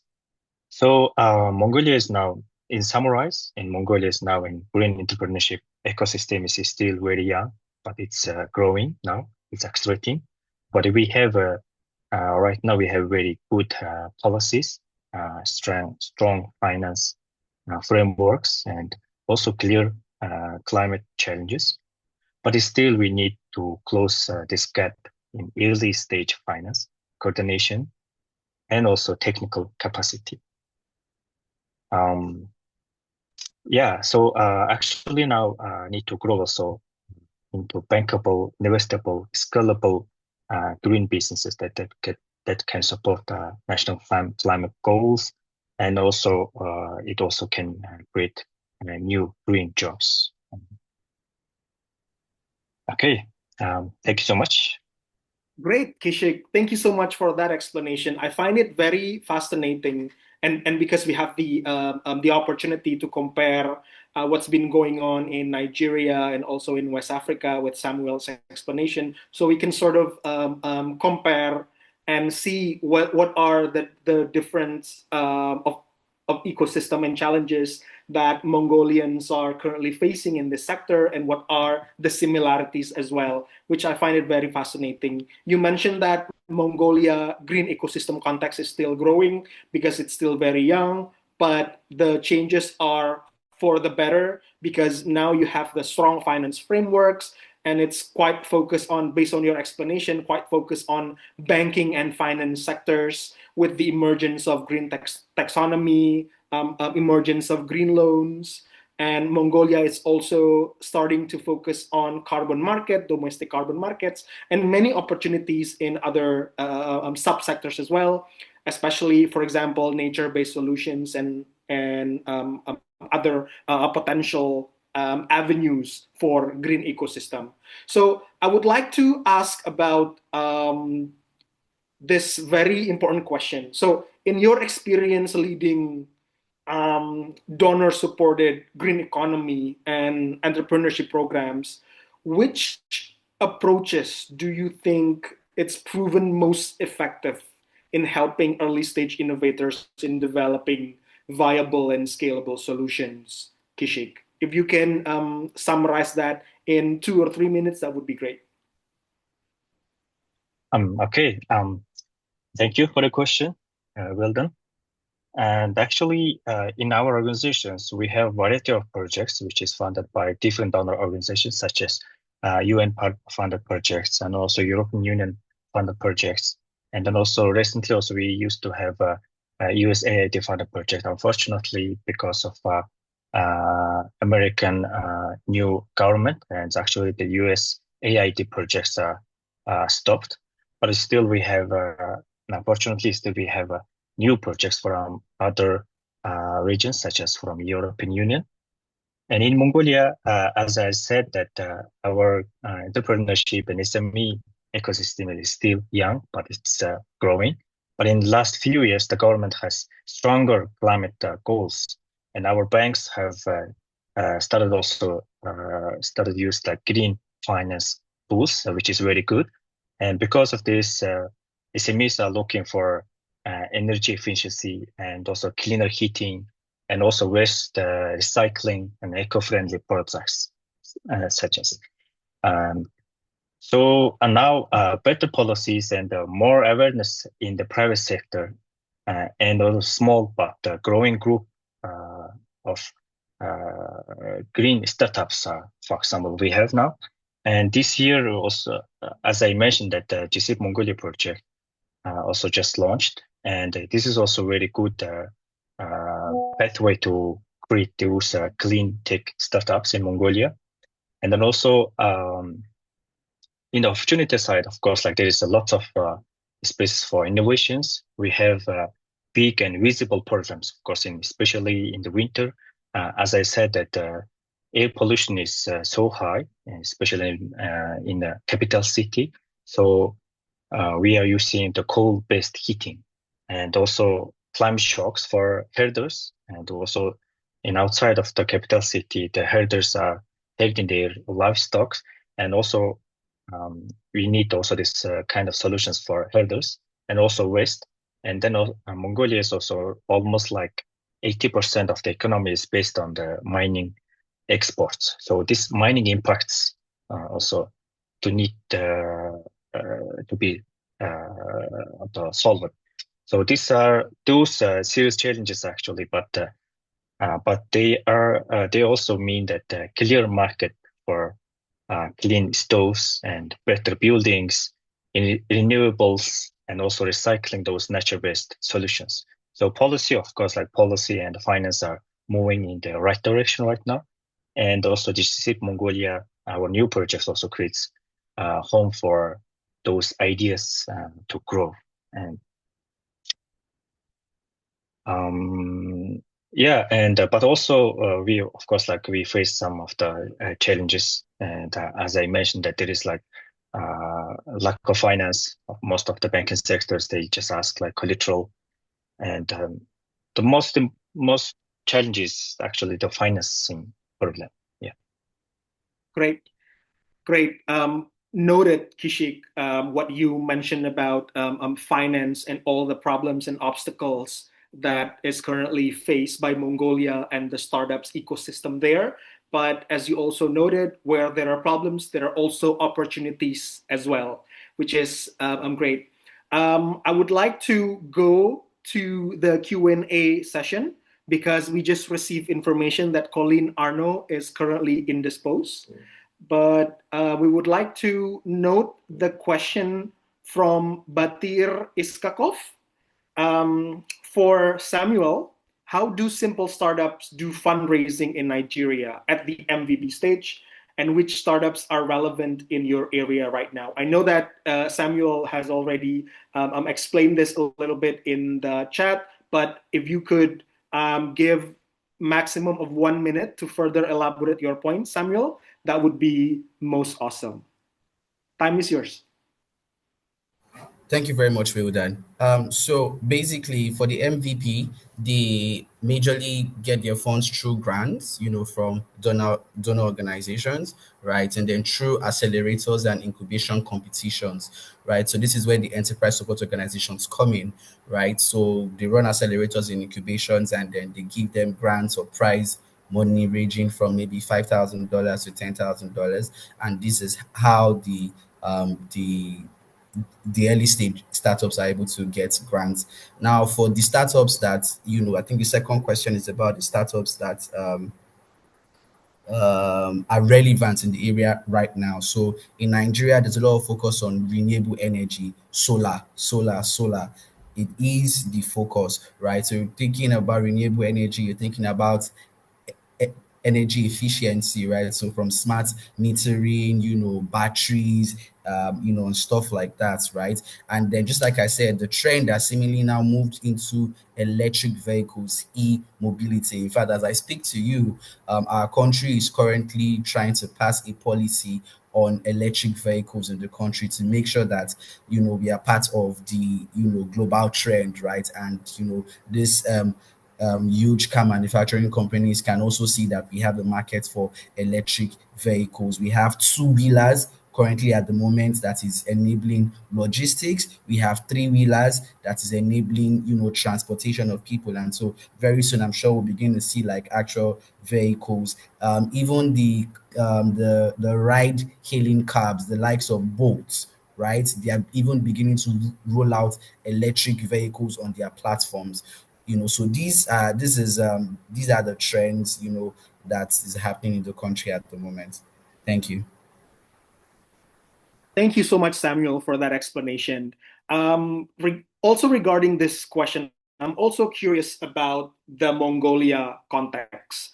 So if Samuel said that it's mostly focused, the sectors are mostly focused on renewable energy and then e-mobility. What about in Mongolia, Kishik? Could you also illuminate us about what's happening in Mongolia? What are the sectors that receive the most attention in terms of green economy? If you can answer that in 1 minute, that would be most awesome, Kishik.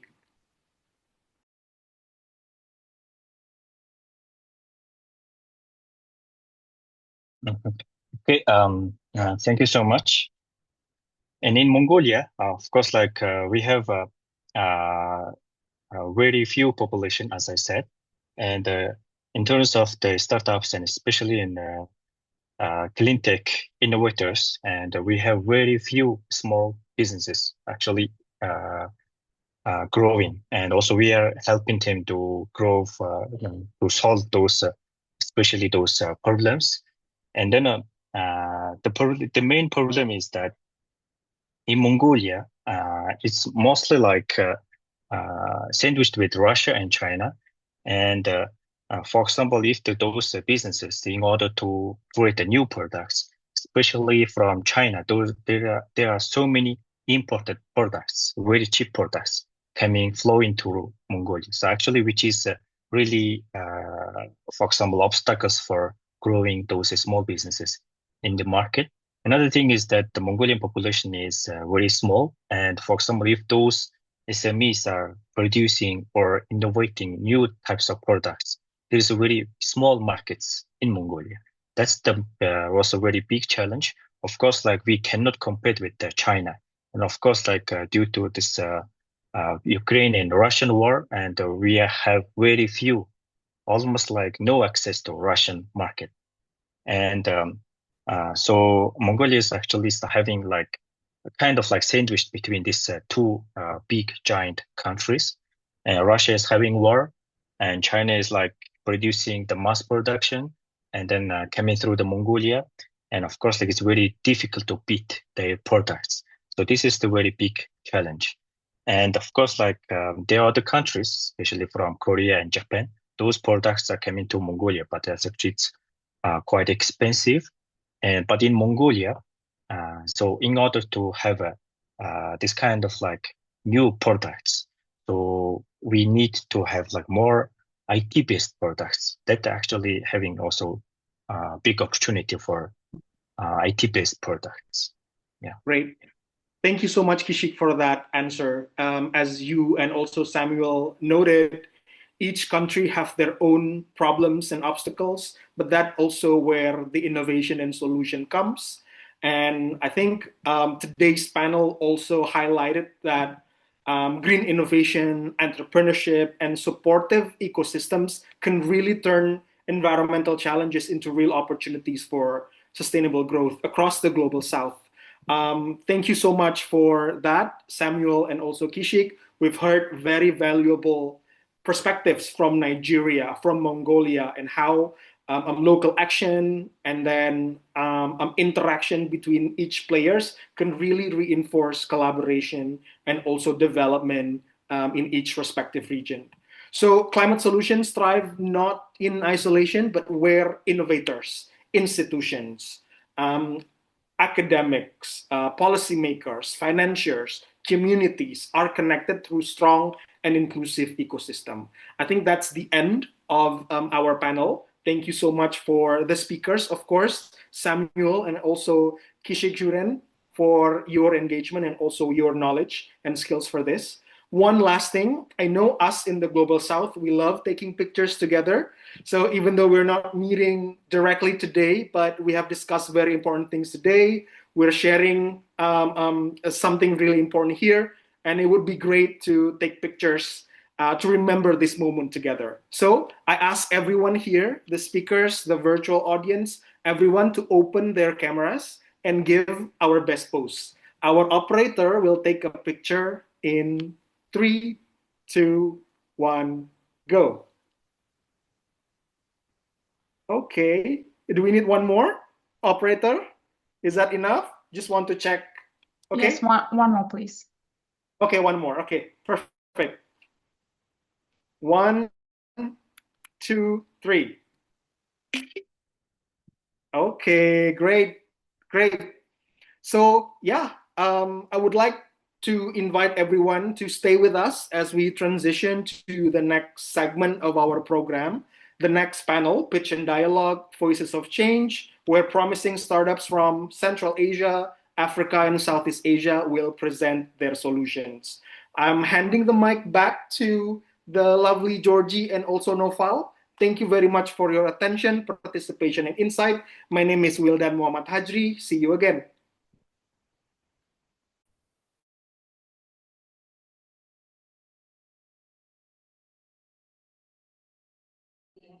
Thank you once again to our moderator and speakers for such a rich and inspiring discussion.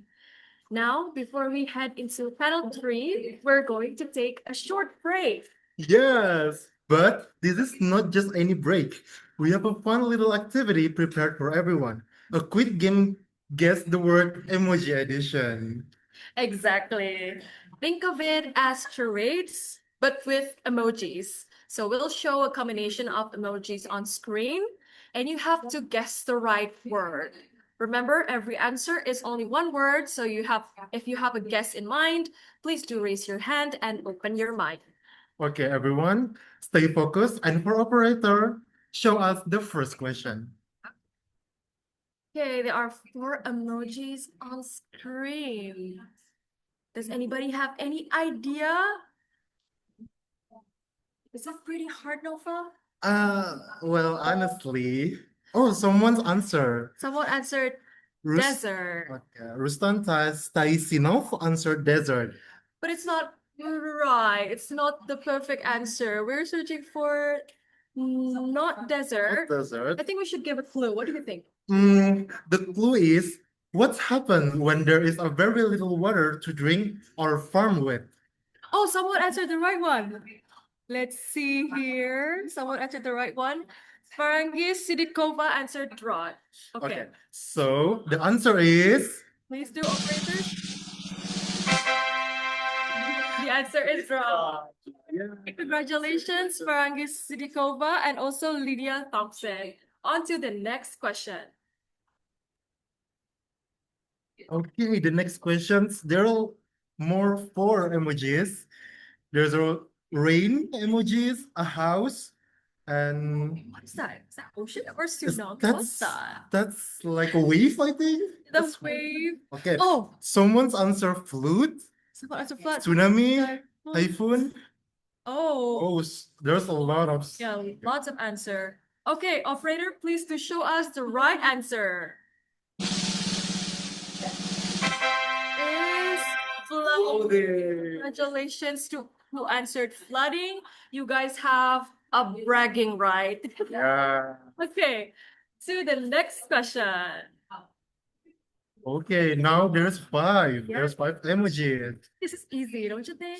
Yeah, this is very easy. It's really easy. Okay. Okay, so someone answer waste recycling. Recycling. There's a lot of recycling here. Lots of recycling. Okay. Let's Let's just see the right Yeah, answer the for answer. operator. So the answer is recycle. So congratulations. We'll take the recycling answer. Yeah, recycling answer is still okay. Okay, on to the next question. Oh. Is there anyone have a guess in mind? Pollution. Answer pollution, Air pollution. Air pollution, okay. Many answered air pollution. Many answered. But there is a water emoji though. There's water emojis. There's like a mask emojis. Bishkek in winter. Bishkek. What is Bishkek? Bishkek? What is Bishkek? I said rain. Damn. Okay. Wow. Okay. Water pollution. Okay, let's just. Okay. Yeah. The answer is pollution. I think air pollution is pretty correct. Yeah. Yeah, let's give it that. Okay. On to the next question, and this is the last. This is the last question. I honestly think this is hard. I think this is quite easy. This is easy for you. For me. For you, okay. For me, it's hard. Okay. Does anybody have? Someone else answer melting. Someone answered rain. Someone answered water shortage. Water problem? Water, Water scarcity. world water dome. Water problem. Melting. Melting again. I haven't seen any right answers though. Climate change. Glacier melting. Okay. Okay, water What crisis. is Acid rain again. I think we should give them a clue. Okay, the clue is what do we call water that collects and flow under the Earth's surface? Yeah, what do we call it? What do we call it? Some would say this is a 2-word phrase, but some would say this is a 1-word. Yeah. Yeah, it's a 1-word phrase. Thunderstorm? Oh, I think someone answered correctly. Okay, Yeah. so the answer is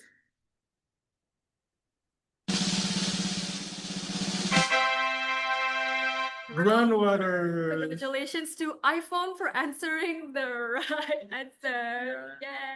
Okay. Okay. So thank you so much for playing with us. Congratulations for the winners.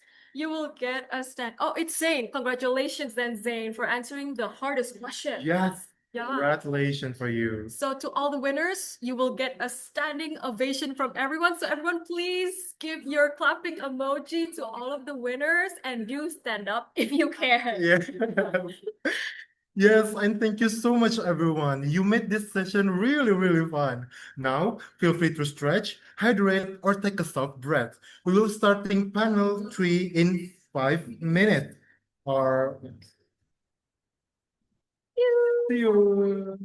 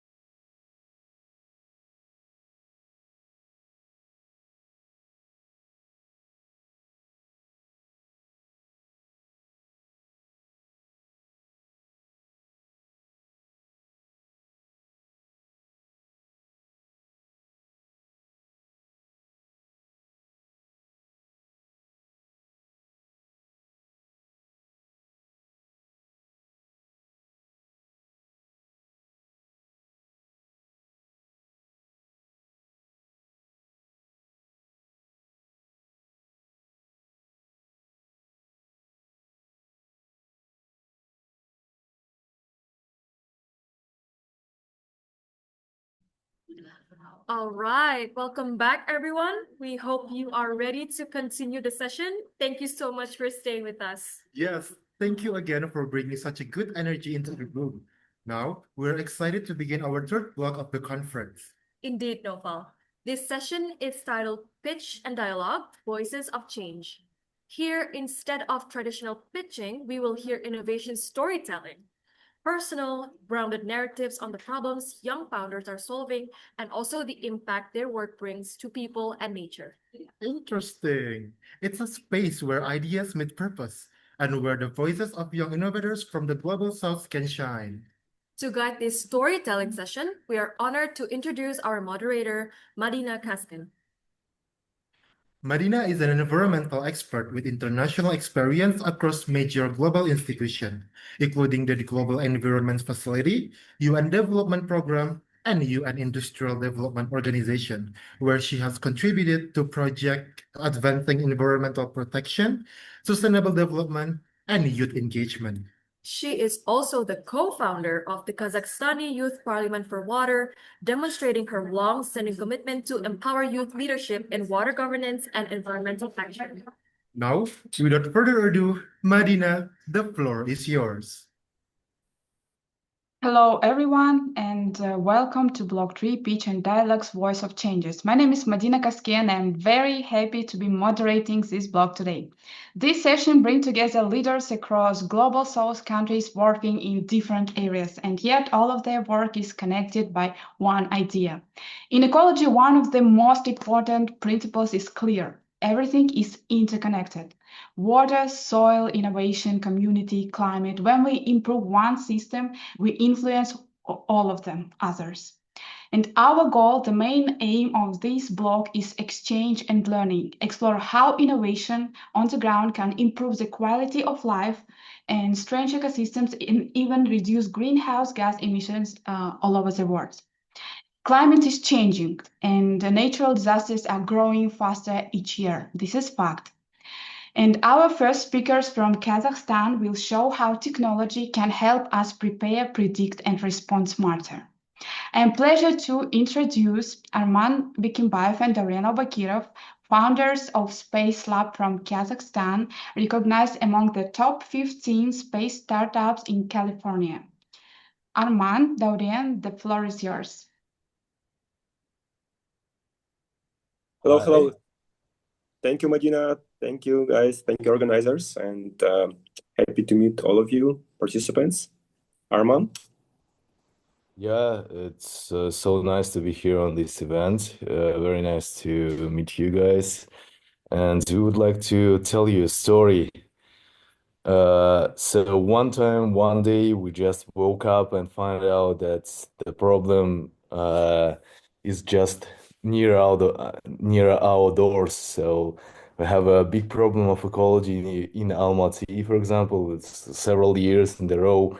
We are like the worst city in the world on the pollution, and also the same thing happening with the earthquake disaster here in our country. And after the earthquake in Turkey, we decided, hey, we should do something. And we developed the concepts called Internet of Very Important Things. So it's everybody of you know what that IoT means, Internet of Things, but we think that we need to collect data that can help us to prevent the disaster and possibly protect the unprotected. So the connectivity where terrestrial network fails, they always fail when something bad is happening. So something bad is happening is everywhere. So the disaster probability raising every year, each day by day, because climate is changing. And when the 4G and 5G are down because of this disaster, then we need to have something that can send the data, still send the data while there is something bad happening, and we need to understand what's happening actually. And we developed satellite terminal that can cover very big territories, several hundred square kilometers using LoRa connection. We also can use the NB-IoT. Many of you maybe know what is that. So it's 4G, 5G also connected to our terminal. But we can also use any satellite in the sky. So it's LEO, MEO, GEO. Possibly, you know, that big giants like Starlink, OneWeb, they all like Inmarsat, they work only in their network. I mean, their terminals. And we developed a terminal that can work in any network if they can provide us their API, for example. So we started to make a global IoT consortia, including different members, like already the guys who already has satellite on orbit and would like to be part of our constellation.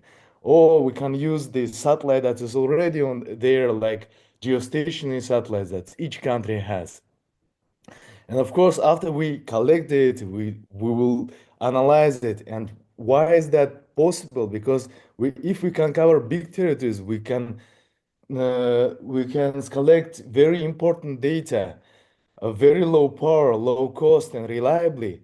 Then we could do the AI predictive analytics so that we can say, hey, it's much better than Starlink because we much cheaper, and it means that we much resilient, and it means that we can collect a lot of data that is very needed for survival.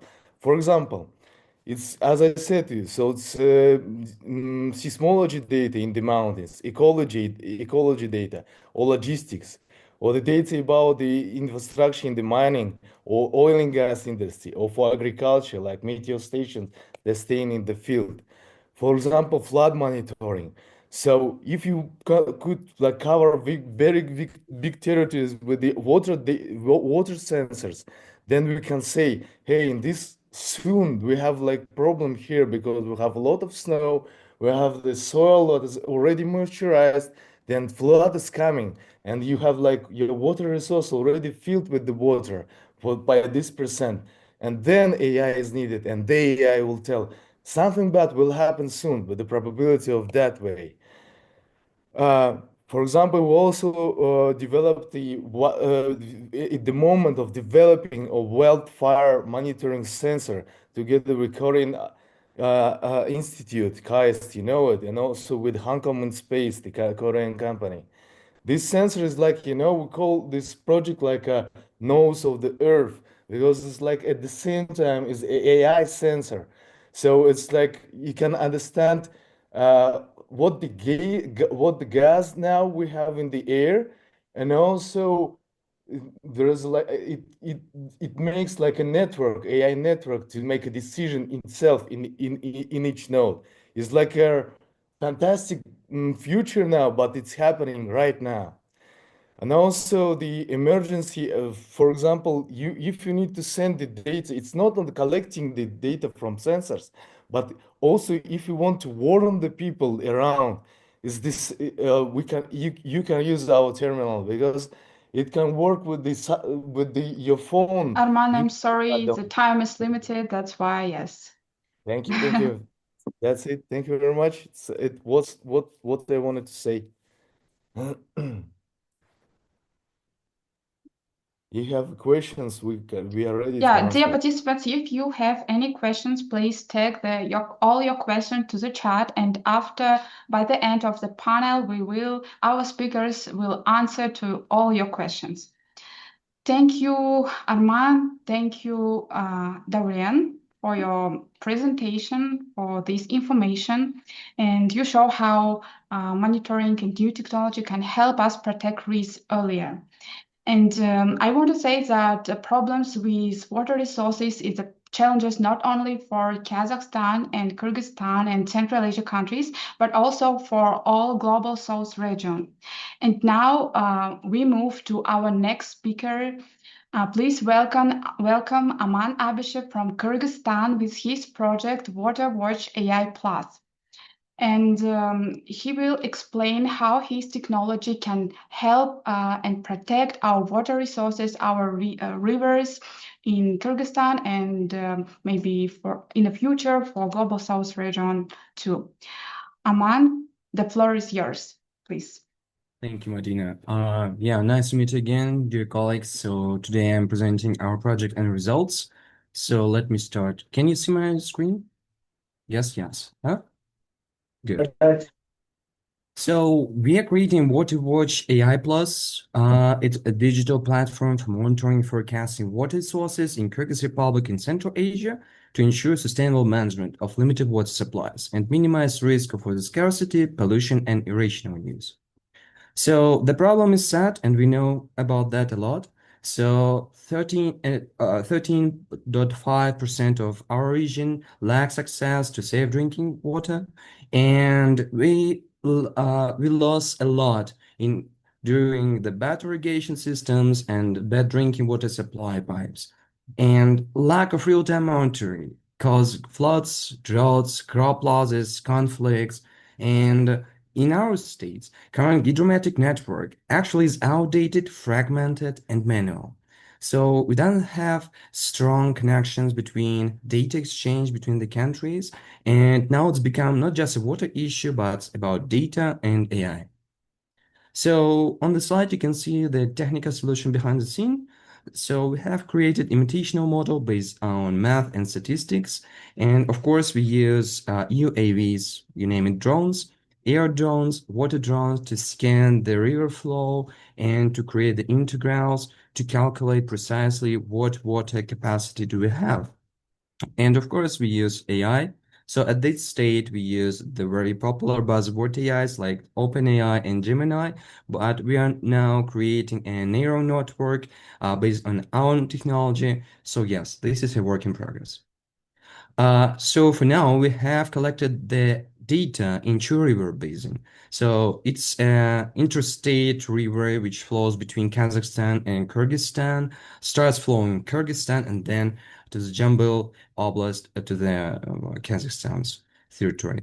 And on the upper left, you can see the river flows and the all branch of this river. On the upper right, you can see the hydrometric posts from the Kyrgyz hydromet. Actually, 70% of these posts are outdated and not working today, and that's a big problem. So we have created our own network to collect the data within the Chui River Basin, and on the lower part of the slide, you can see the data. So we have obtained some scientific results and validation. So we have created MVP, web app, and a simulation model for irrigation planning. We have secured 3 Scopus papers and Sophic copyright, and we took part in different contests. So the last one was on Generative Nation in Kazakhstan, and we presented the project as AI science. And yeah, also we are working, collaborating with Massachusetts Institute of Technology and Google's programs like Build with the AI or other ECG programs. About the AI in impact from society, from science to society. For any stakeholder groups like farmers, we can save up 20% of irrigation water through the better planning. For government, better forecasting means reducing interstate conflicts and better planning for their limited water supplies. And for citizens, of course, it's access to safe water data. And it's all aligned with UN's SDG goals. So our vision is clear: expand our AI using satellite integration, and I guess we can talk with the previous speaker about that, and scale up from Kyrgyzstan to all Central Asia to build AI water intelligence systems first in the region. And with your support, I guess we can turn Central Asia into a global model how AI science can secure water for millions. Thank you. So let's use technology to make real impact and build it tomorrow together. Madina, Yeah. please. Thank you so much for your presentation and show how data and digital tools can support smarter water decision. This kind of innovation is so important for a region where climate and risks are increasing and water security is becoming more uncertain. Now, at the beginning, I told you that in ecology, the main rule is that everything is interconnected. Now we move to another direction, adapting to new climate conditions in different areas of life, especially in agriculture. As the climate is changed, we need smarter and more sustainable ways to use resources and to reduce waste. Our next speaker is Sabri from Cambodia, working with black soldier fly farming. Sabri, the floor is yours, please. Hello, do you hear me? Hello. Hello, do you hear me? Yes, please. Okay. Go ahead.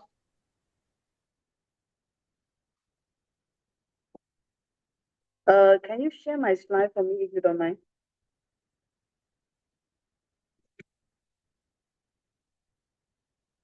One second, please. Okay, thank you. So let me introduce myself a bit. My name is Sapiri. I'm a CEO and co-founder at Evola, previously named Brady.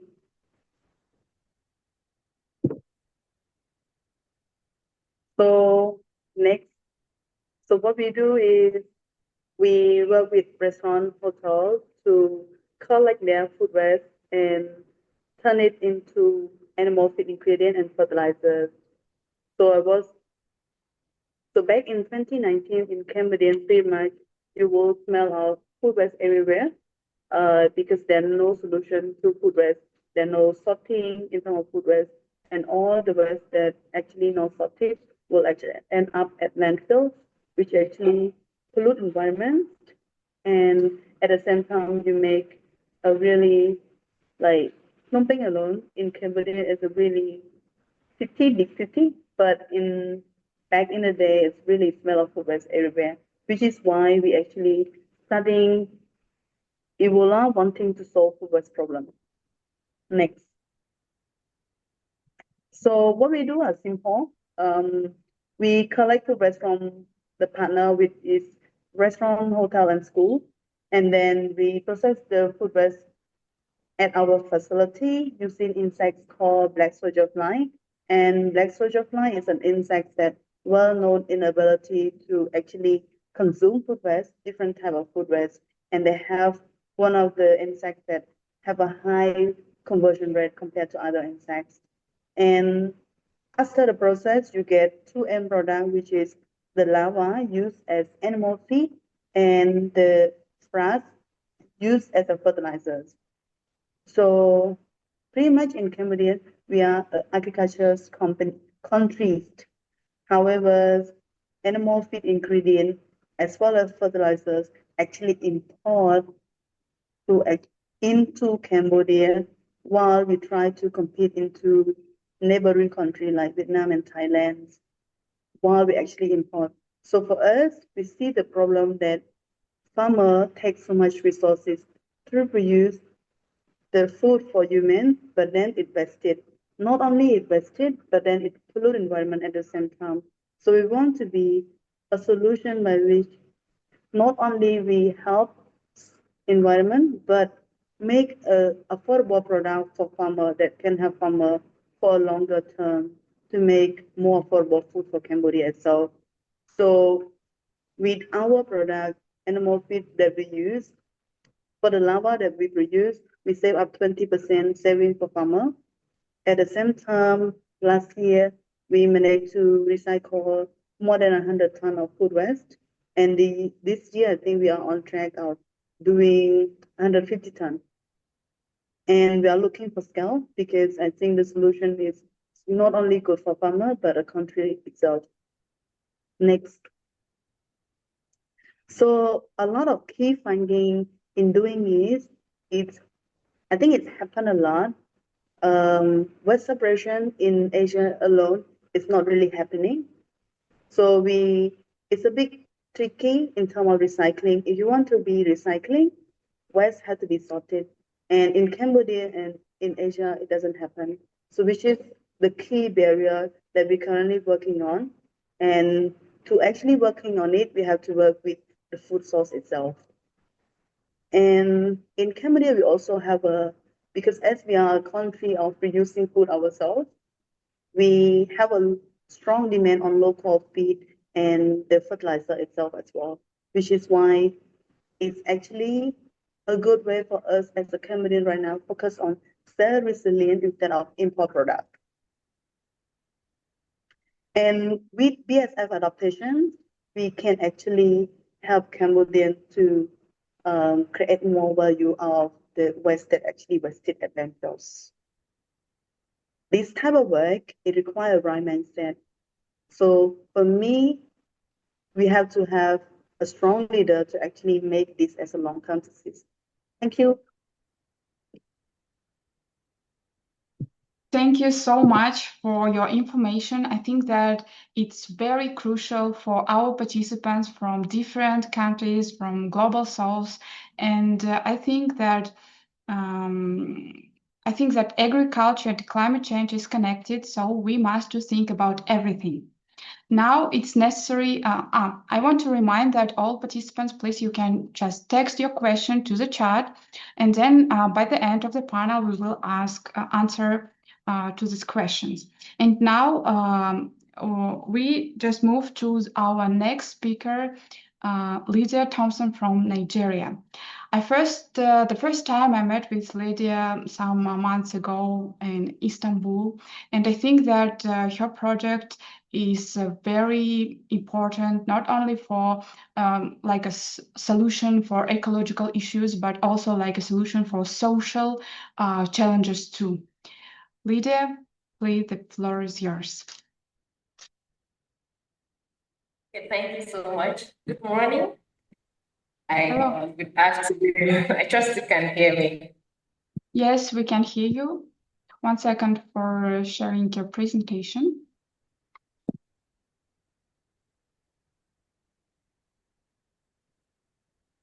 Okay, now we can start. Okay. Hello, everyone, and thank you for giving me the space and giving the space to voices building change from ground, sometimes quietly and without applause. My name is Lydia Thompson from Nigeria. My story begins in a small secondary school classroom where every month certain desks would suddenly become empty.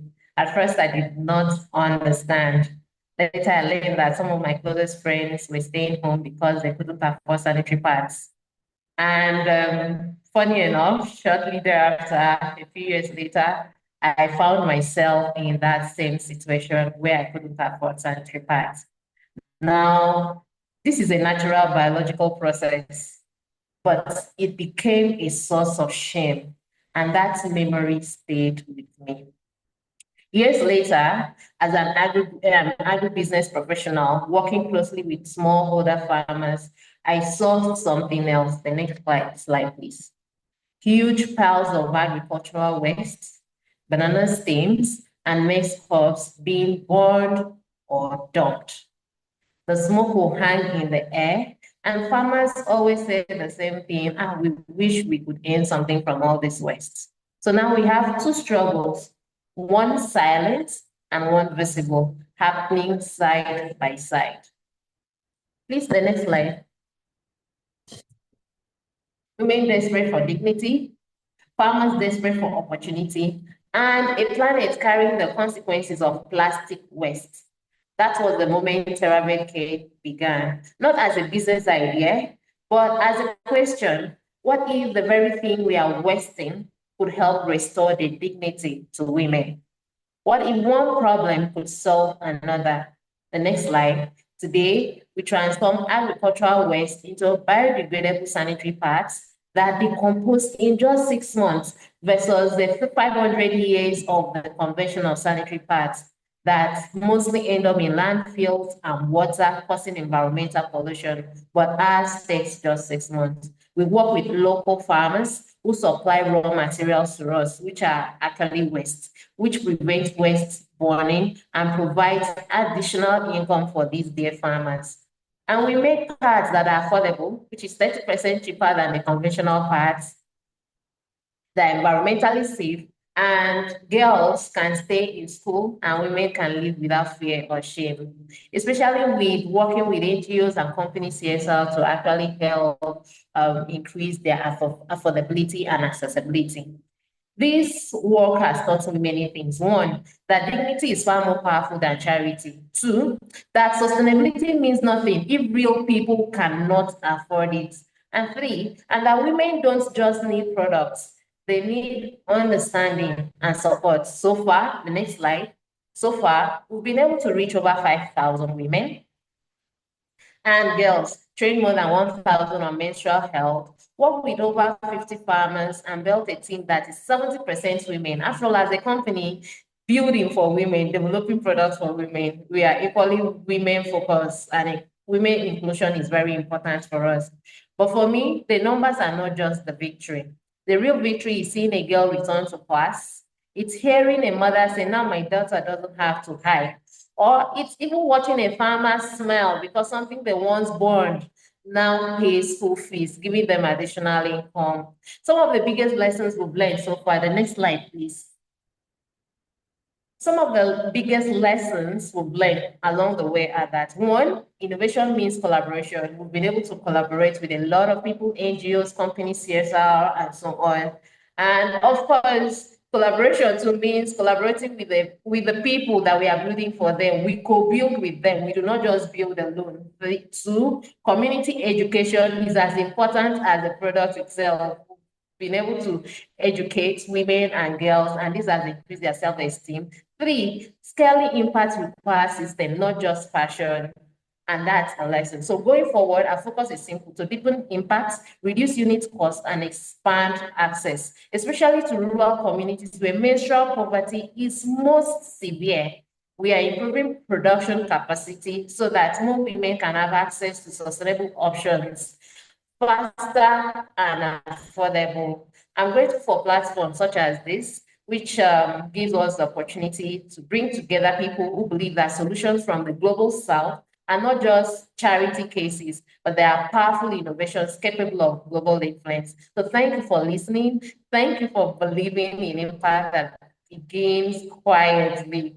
One school girl, one farmer, and one community at a time. I look forward to learning from you all and exploring how together we can build a future where no girl's potential is interrupted by a period and where waste becomes a resource instead of a burden. Thank you.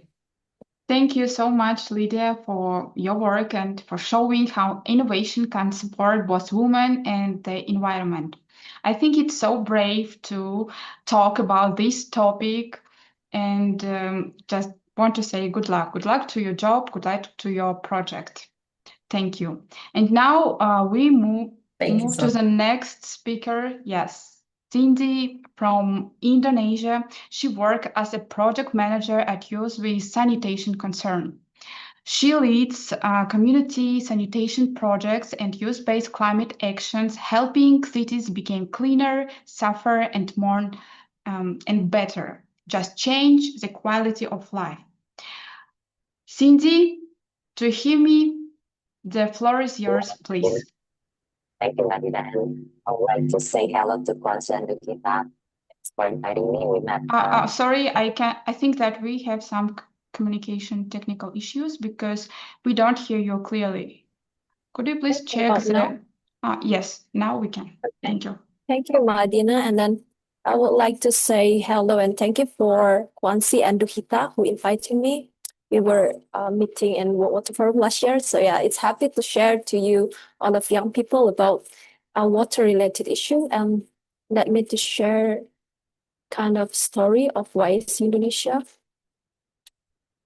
Can you see, Madina, my screen? Yes, we can. Please start. Okay. Okay. First of all, I'm Cindy Islami, representing WISE Indonesia, a youth-led organization. We focus on water, sanitation, and hygiene. And we transformation from youth movement, the name is Youth Sanitation Conference since 2018. And yeah, we also contribute to SDGs until 2030. And just a little brief about YC. As a youth-led organization, we adopt the approach to strengthening walls like creativity, inclusivity, collaborative, and integrity. Because we know as a young people, we really free to express our idea and many stuff. So this is what we strengthening was through 4 approachment. And the credibility, we make YAC as a laboratory for young people to express their passion. Such a podcast, if your background is communication, we let them to help the podcast by bringing the sanitation issue in it. And then if you're good at editing, you can design the infographics, also relate to watch issue, video editing, and then also we have the youth campaign, such a tour to the fecal sludge treatment plan. We do it every World Toilet Day every year. So we invite the young people to know where our fecal from toilet like got treatment. So everyone know where the fecal start and the end. And then the inclusivity, every our action, we involve all the groups like elderly, women, local youth. We always include them in our action, start from the planning into implementation. And then collaborative, of course, without collaborative, YSC cannot walk alone or run alone until now, since 2018. And we have such a project like 2023 supported by International Secretary for Water in the left picture. So we had kick off to invite all the stakeholders. Then we introduce our project, what kind of project we want to do.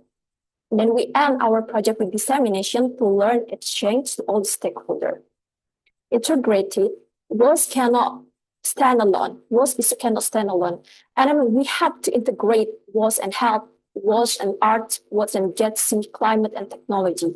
I'm going to share to you one story about our action about climate resilient sanitation. This project started last year, November, and then still going. So our sanitation today, especially in Southeast Asia, Indonesia, my place, we have 30% target access to self-sanitation nationally. And what about my place? My place only reached 2% from 30. So there are many homework for us together. And then our city, especially, we only reach 5%. So we have many homework that cannot do only by the government. So as a young people, we initiated to involve in this target of sanitation, because we also treat the facilities, broken facilities, lack of maintenance, and our place, Indonesia also treat to disaster, climate change, such as drought and flood. So there is a double threat in sanitation issue.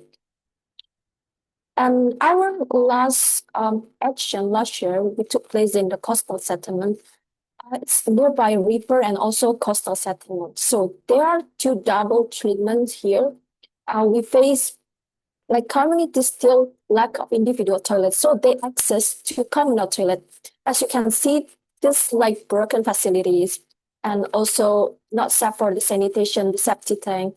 And sometimes if the flood comes, it's like cannot use because the electricity off and then the pipeline like off.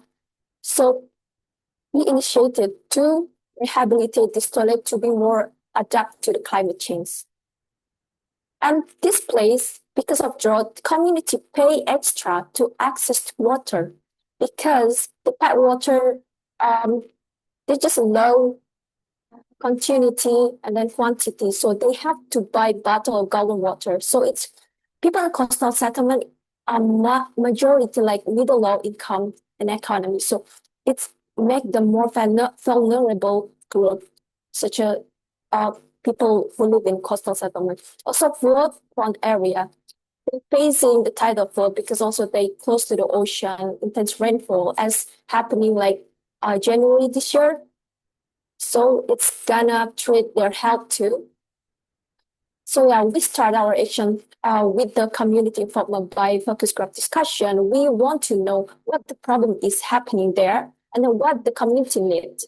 So we make a focus description. Each group, as I mentioned it before, we like inclusivity. So each day, this elderly, next day like woman, next day local youth, and we can mapping what the problem and their needs. And then we can arrange the collaboration and stakeholder contributions, such as like YSC, we play role in the technical and staff facilitation, capacity building community. They want to contribute meals. If we count it in money, it will be huge number, but community want to involve by help us to construct the toilet. The private sector, they help us to material, and the local government, we cannot enter government. We can collaborate with government. That's the point. And then the implementation, as you can see, there are young people like local youth, university student, and YIC as a young organization. We together work together to rehabilitate this toilet to more resilient.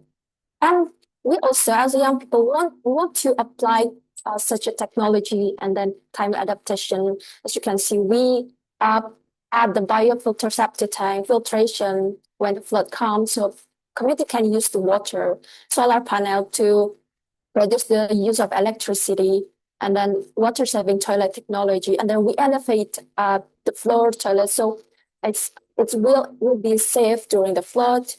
And yeah, we did it before and after. It take around 2 months, I guess, for the construction.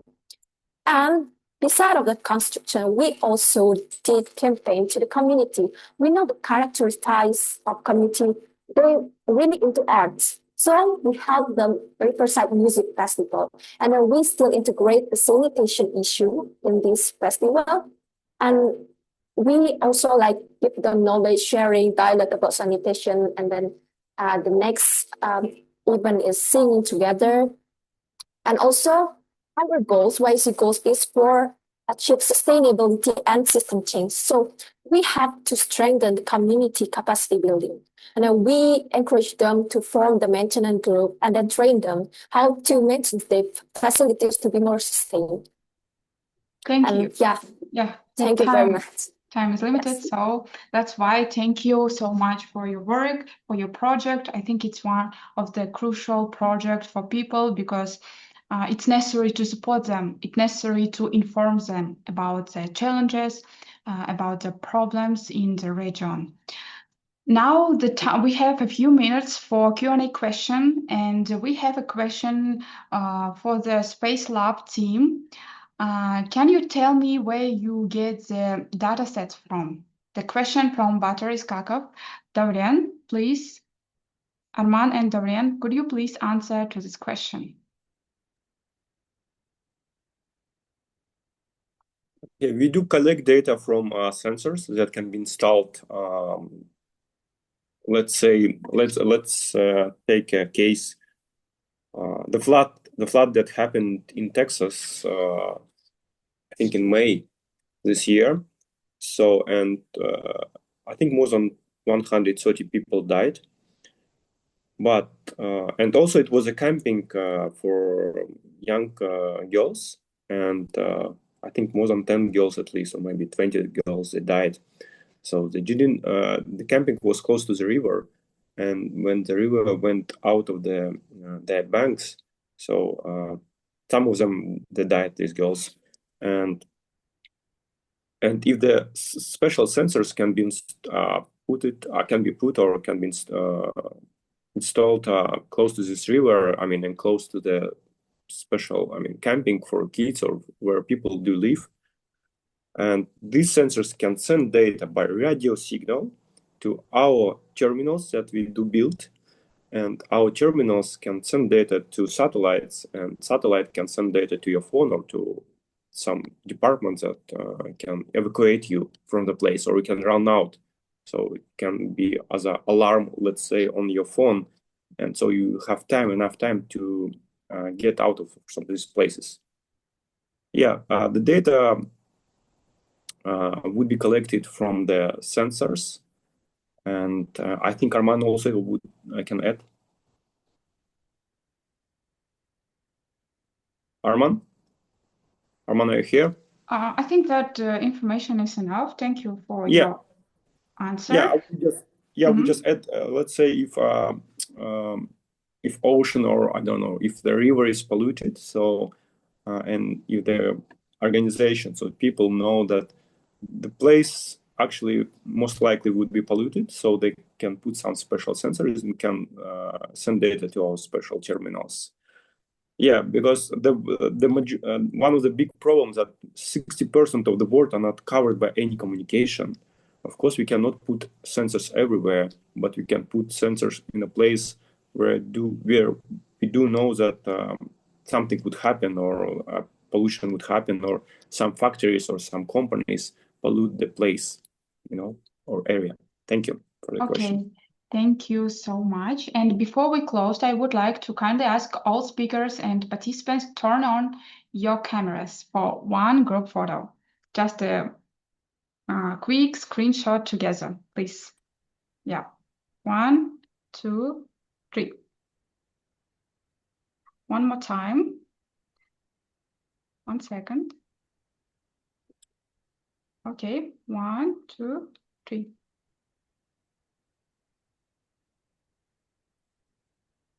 Done. Okay, thank you to all speakers for your ideas and for your energy. Thank you to participants for listening, asking questions, and learning together. I hope today was useful and inspiring for all of them, for all of you. And now, the next part about knowledge, about the knowledge platform. Please, MC.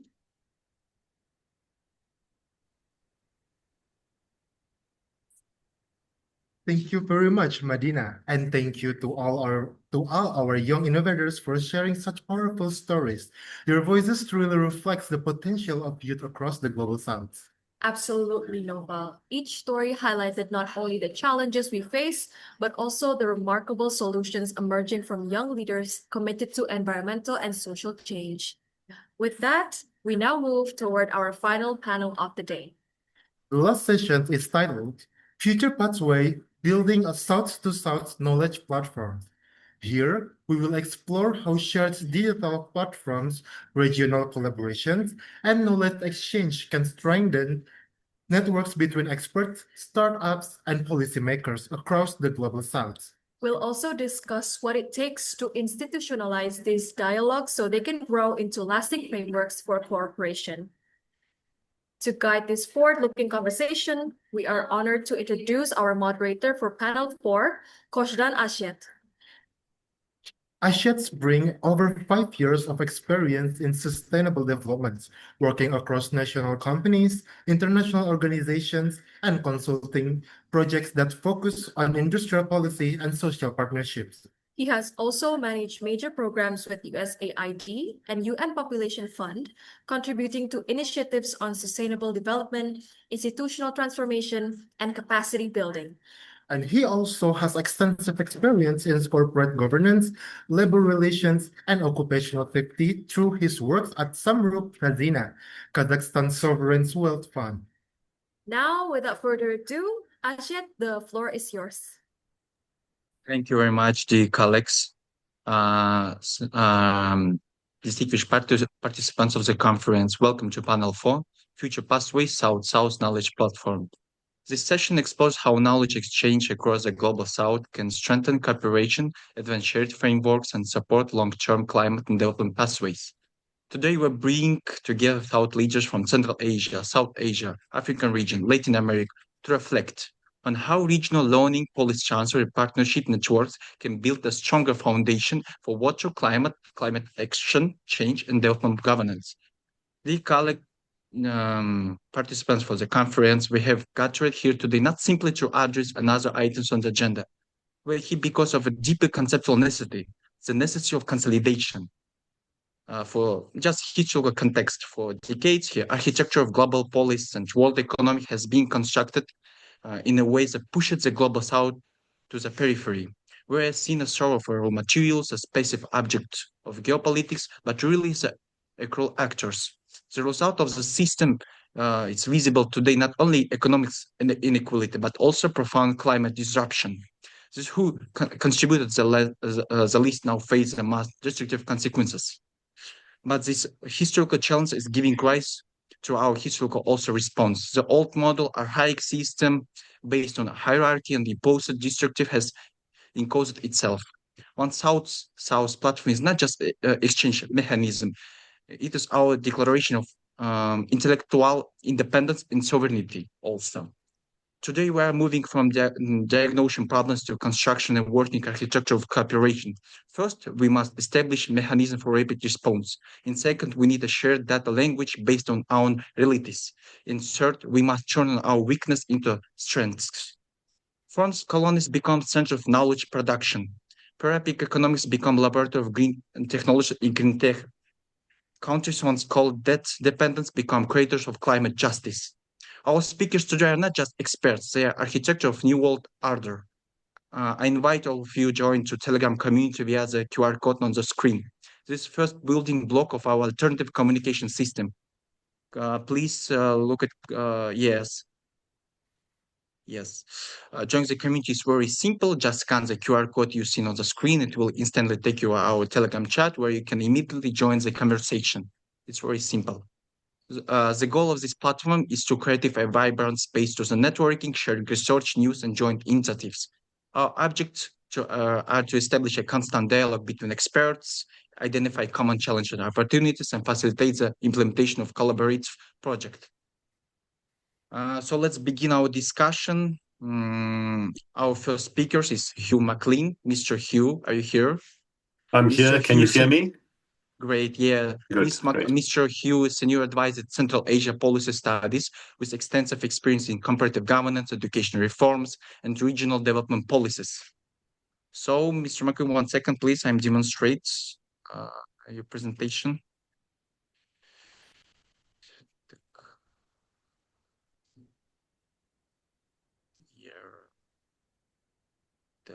There we go.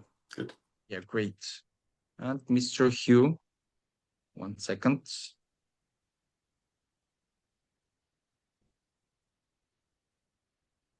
Yeah.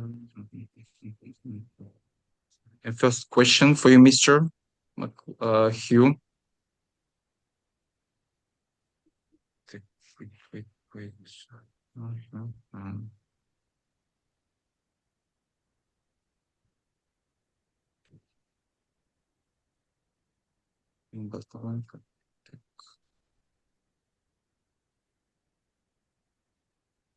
I said, is it necessary to help you? 1 second, please. I have some. One second.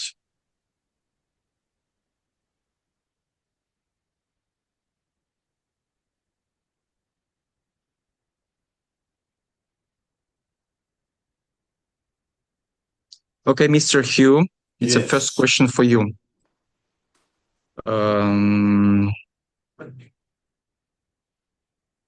How, based on your experience observing governance system across regions, how can South-South knowledge exchange improve decision making and long-term planning? Right. Can you hear me? I'll just go ahead then. You can hear? Mr. Hugh. Can you hear me? Okay, so let me just go ahead, Aset. Thank you. So good morning. Hello, everyone. Well, it's afternoon.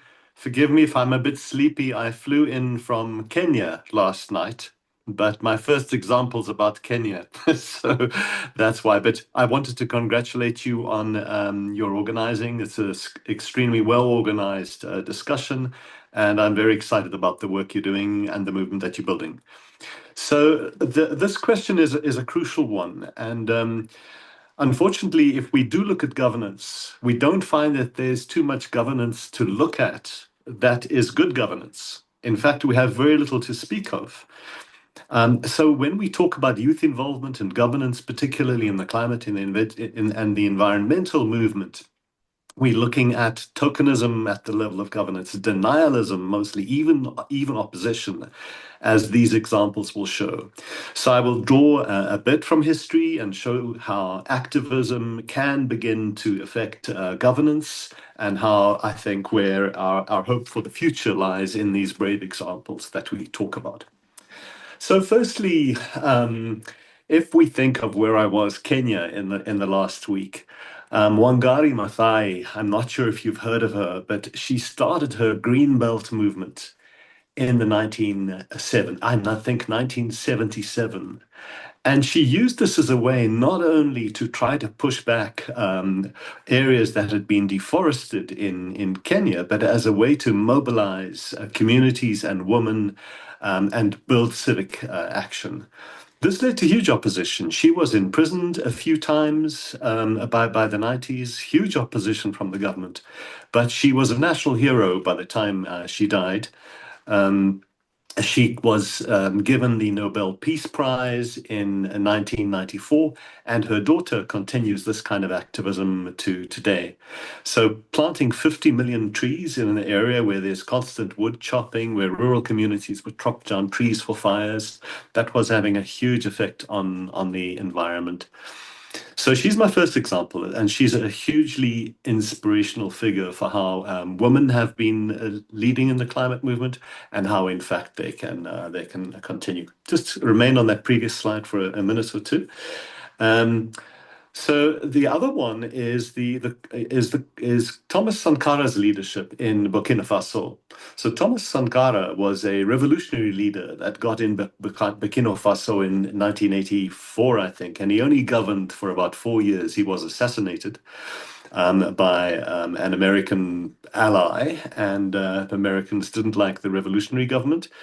But in his 4 years, he planted over 10 million trees, but he also saw this as a way of involving women, of building ecology, ideas of local self-governance, anti-imperialism, and a way to mobilize and generate support for ecology in the movement. So in Burkina Faso, we have quite big forests and reserves that are resulted from Thomas Sankara's leadership even today.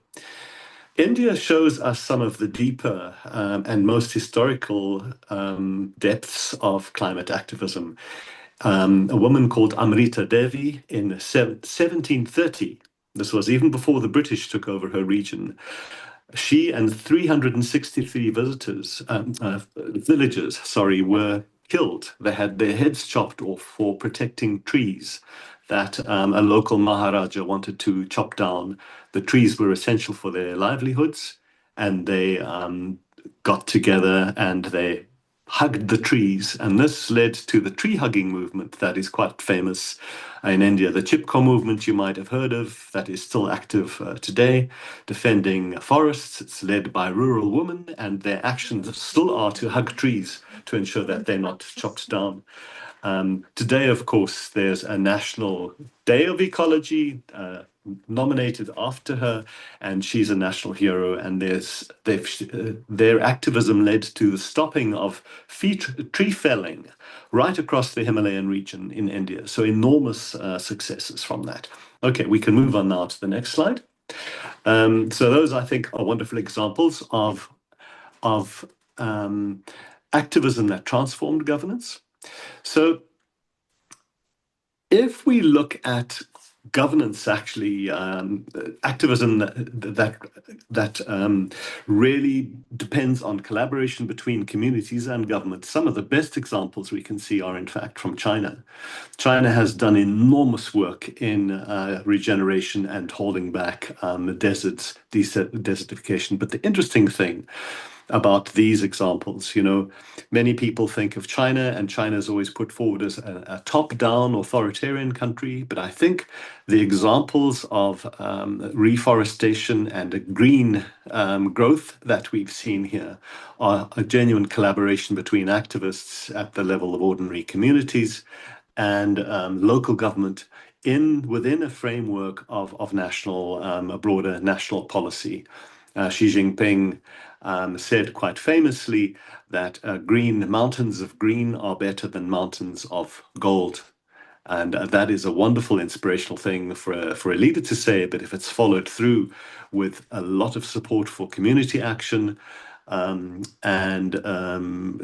local government involvement, I think we can see the effectiveness of that policy. And China is a world leader now. If you look at their regeneration on the lowest plateau, and particularly the Kibuki Desert greening, have been astonishing in what they've been able to achieve, because the desertification is very, very serious there.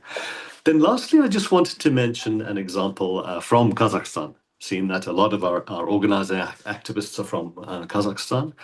And there was, for a long while during the Soviet Union, nuclear testing in the Semipalatinsk area. And by the late 80s, the local Kazakh population in the area was feeling the fallout. There was a growth of cancer, crops were suffering, and there was a very strong social movement led by Okhaz Suleimanov. 1 million people were mobilized for this. And that was enormously brave. They were pushing back against the Soviet government, but actually did manage to get an end to nuclear testing as a result of their actions. The region, as you know, Semipalatinsk, is still practically devastated, but nevertheless, stopping the nuclear testing was hugely important. An interesting thing about that movement is that they linked at the same time, believe it or not, with Native Americans in the Navaza Desert, where the Americans were testing, both above ground and underground, their nuclear tests. And we had, even during the Cold War, this wonderful collaboration between indigenous Kazakhs and indigenous Native Americans around stopping nuclear testing. So there was solidarity between the Western Shoshan tribe and the Kazakh people. It, I think, is an amazing example of what communities can do by reaching out, even within the Cold War, across quite strong political boundaries, to develop a movement that shows international solidarity to stop something that could harm all people, like the nuclear movement. So the question then is, what are the lessons from this for Kazakhstan? And there are several. If we move to the next slide. The implications for Central Asia, firstly, are that South-South solidarity strengthens impact. This is the most important thing. We've seen in the shared histories of land struggle and regeneration how important this can be. Secondly, the protest itself can't just be protest action. The protest needs to model practical alternatives, things that can be done and things that can be taken up. So they need to focus on restoration, tree planting, proper water guardianship, modeling regenerative practices that can capture and inspire people and their imagination. And thirdly, partnerships that can go to scale, where a local community effort works with local government, begins to affect the national framing and national policy. That's when we really see the kind of scale of change that we need. So I think for Central Asia, I mean, they're very clear messages for us. Our regeneration needs to be integrated into the nationally declared commitments, the new ones that Kazakhstan is still developing. I think Kyrgyzstan has got some in, but the declarations and commitments that countries make within the COP process, I think, would be useful. It can be a focal point for activism. We need youth government co-creation of alternatives and projects. That's what we need to be pushing for. Young people involved in creating solutions with local communities, regional government, and international government. And I think lastly, we need to be working within the water,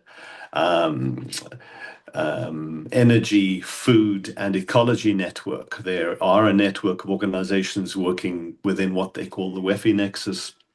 There are established policy initiatives in Central Asia. So I think it would be strategic for youth in the region to link their activities to those broader policy initiatives so that there can be some effect and that there's a better chance of being there, more open to reception at the level of government. So, thank you.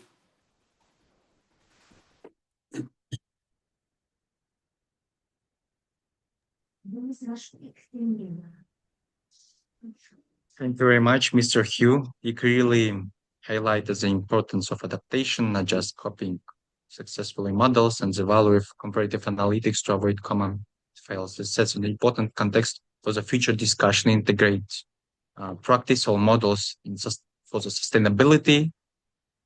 Thank you very much. And our next speaker is Taisa Marmontova, Director of the Institute for the Study Policy of Regional Integration, where her works focus on the cross-border cooperation, integration frameworks, and policies harmonization. Ms. Taisa, are you here? Yes, I'm here. Can you see and hear me? Yeah, great. Yes. Okay, Ms. Taisa, first question. What practical mechanisms are needed to build a shared South-South knowledge space, data platforms, academic exchange, joint research, or something else? What do you think? Okay, dear said, respected organizers, thank you for the chance to put into the focus a very interesting topic. and share my opinion according to position of researcher, teacher, and analytic in the field of geopolicy. Just a moment, I'm preparing a small PowerPoint presentation, and it will be better for understanding my point of view. So can you see my presentation? So just try to answer all of you ideas about practical mechanism and role of academics, analytics in solving of this problematic. As you see of my PowerPoint, I want to pay the attention of 4 points. Knowledge finance link, global digitalization, education and academical exchange, and data and analytics. And first, I want to pay the attention that over the past 10 years, a distinct South-South knowledge infrastructure has emerged. The World Bank South-South Experience Exchange Facility alone supported 241 knowledge exchange between developing and transition country, and it have a place from 208 to 218 year. This exchange linked to project worth over 13 billion US dollars. This show that peer learning can be tightly built into major investment program, not treated as side activity. Digital platform now operate as a global scale. And as example, I want to tell about South-South Galaxy platform that launched by the UN in 2019 and upgrade of last year. And this platform hosts more 900 development solutions across all SDG, with over 600 registered organizations from almost all participants of UN. It provides thematic database, Power BI dashboards, data collaborative, and this big volume of data creates a huge base for creation evidence-based decision making. So, what I meant about partnership in education.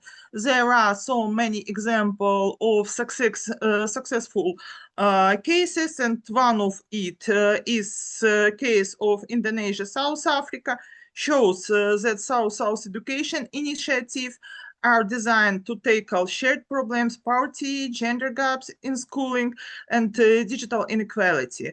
They focus on shared infrastructure, exchange of teaching methods, and joint teacher training, rather than only swapping of the student.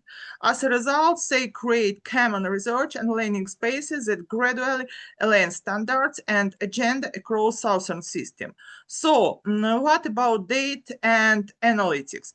And that in this way, the UN and its partner have launched a 3-year global project to develop a single framework for measuring South-South cooperation so that volumes of finance, areas of work, and results can be tracked in comparable way. In parallel, within South-South Galaxy, UNOSSC is building a data collaborative space that links data sets from partners such as World Bank, UN, and EU agencies. It's giving practitioners from Global South chance to share it evidence base for designing and adjusting this solution. And what this and which way this case can compare with situation of Central Asia, previous with sharing on information, and so just we can see how the changes evolved.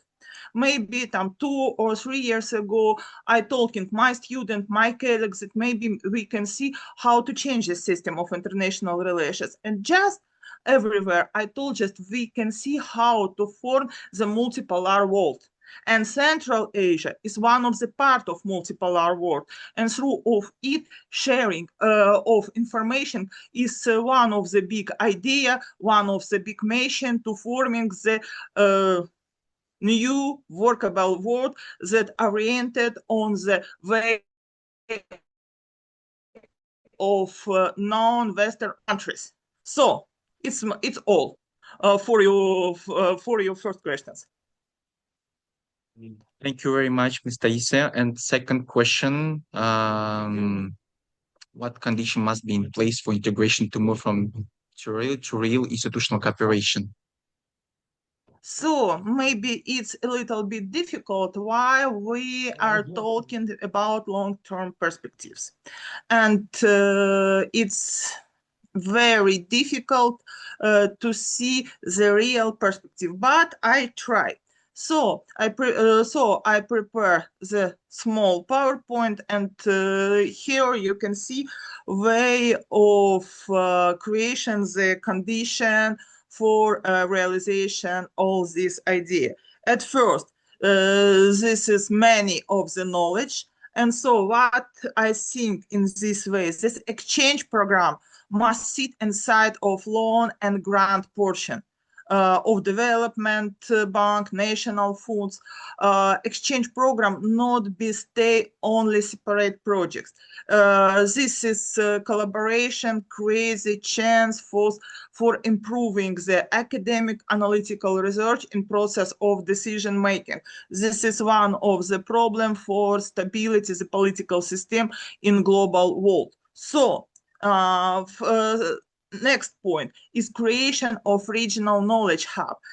In just a moment, we can see the starting of this project. On example of Central Asia, we can see how the politician, NGO activities working of it. Exchanges must anchor for national and regional hubs. University Center of Excellence, think, and very important that these exchanges have a clear mandate and resources. In course of ideas, the organizers of this conference, here I can tell about Central Asia as water hub. One of the global problem is the problem of scarcity of the water resources. And analytics of global level tell that Central Asia is one of the regions where the problem of scarcity, the water can be starting more after 20 or 30 years. And so in this way, the region function as South-South node.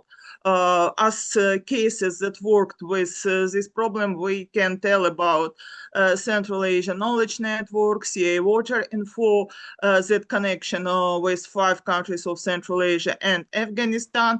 And so the experience of another South-South country in this way help us to forming the strategy of risk management. And through of it, what I can see about future pathways.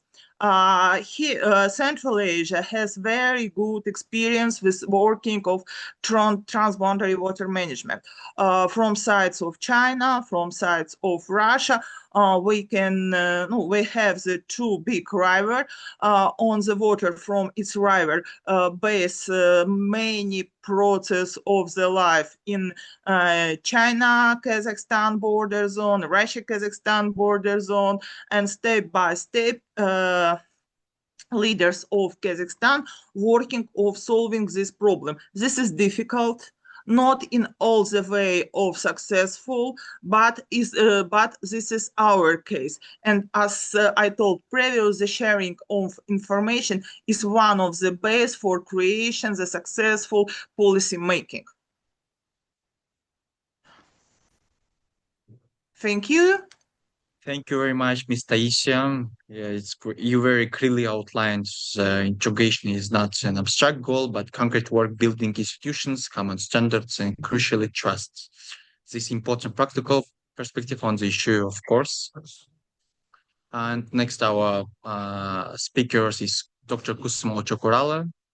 She's can connect chair. Dr. Kusumo Chokorala, chair of the GWP South Asia, with decades of experience in transboundary water cooperation, climate adaptation, and community-based water leadership. but where integrate she's recommended this policy paper. And dear participants, please join me in a round of applause. A huge thank you to all our panelists, Mr. Hugh, Ms. Taisia, for such valuable insights. The session has highlighted how knowledge exchange, when centered for partnership, equity, and shared learning, become a foundation for long-term resilience and innovation across the global south. Don't forget, dear participants, to join our Telegram community to continue the important conversation, deep conversation, exchange learning. We now move to our final session. Please stay with us. We transition. Thank you very much.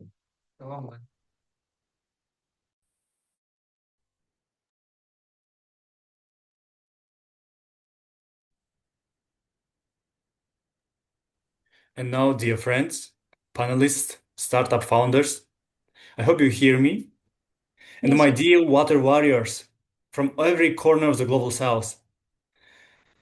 We have just spent 3 powerful hours proving that distance is an illusion when the cause is shared.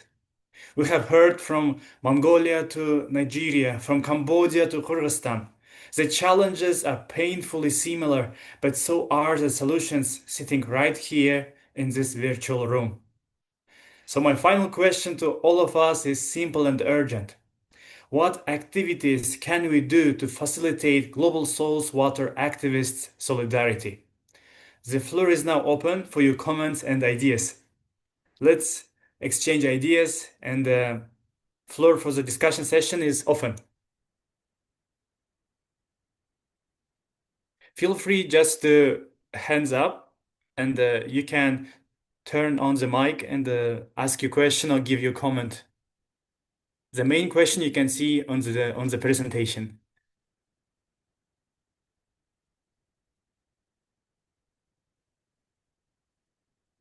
If you feel shy, you can message in the chat. I will read it aloud. So the question is, what activities can we do to facilitate Global South water activists' solidarity?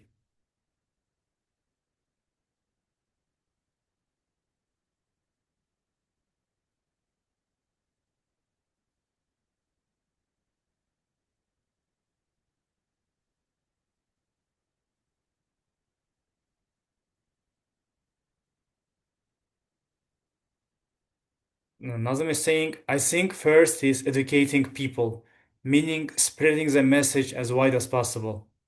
Indeed, it's true, education is one of the most powerful tools to change minds and to move the hearts.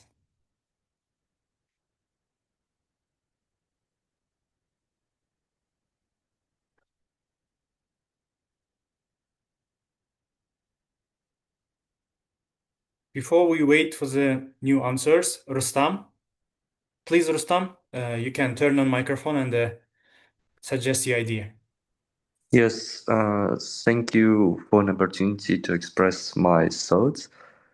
I have a feeling that just the Global South framework is not enough because, for example, water management is a complicated topic and requires a lot of expertise. And I think it's not possible without Global North to some extent, because they have a lot of information. They have a lot of, I forget the word, but educational institutions that could improve our understanding of how to manage water better and how to connect. Even there, people can connect.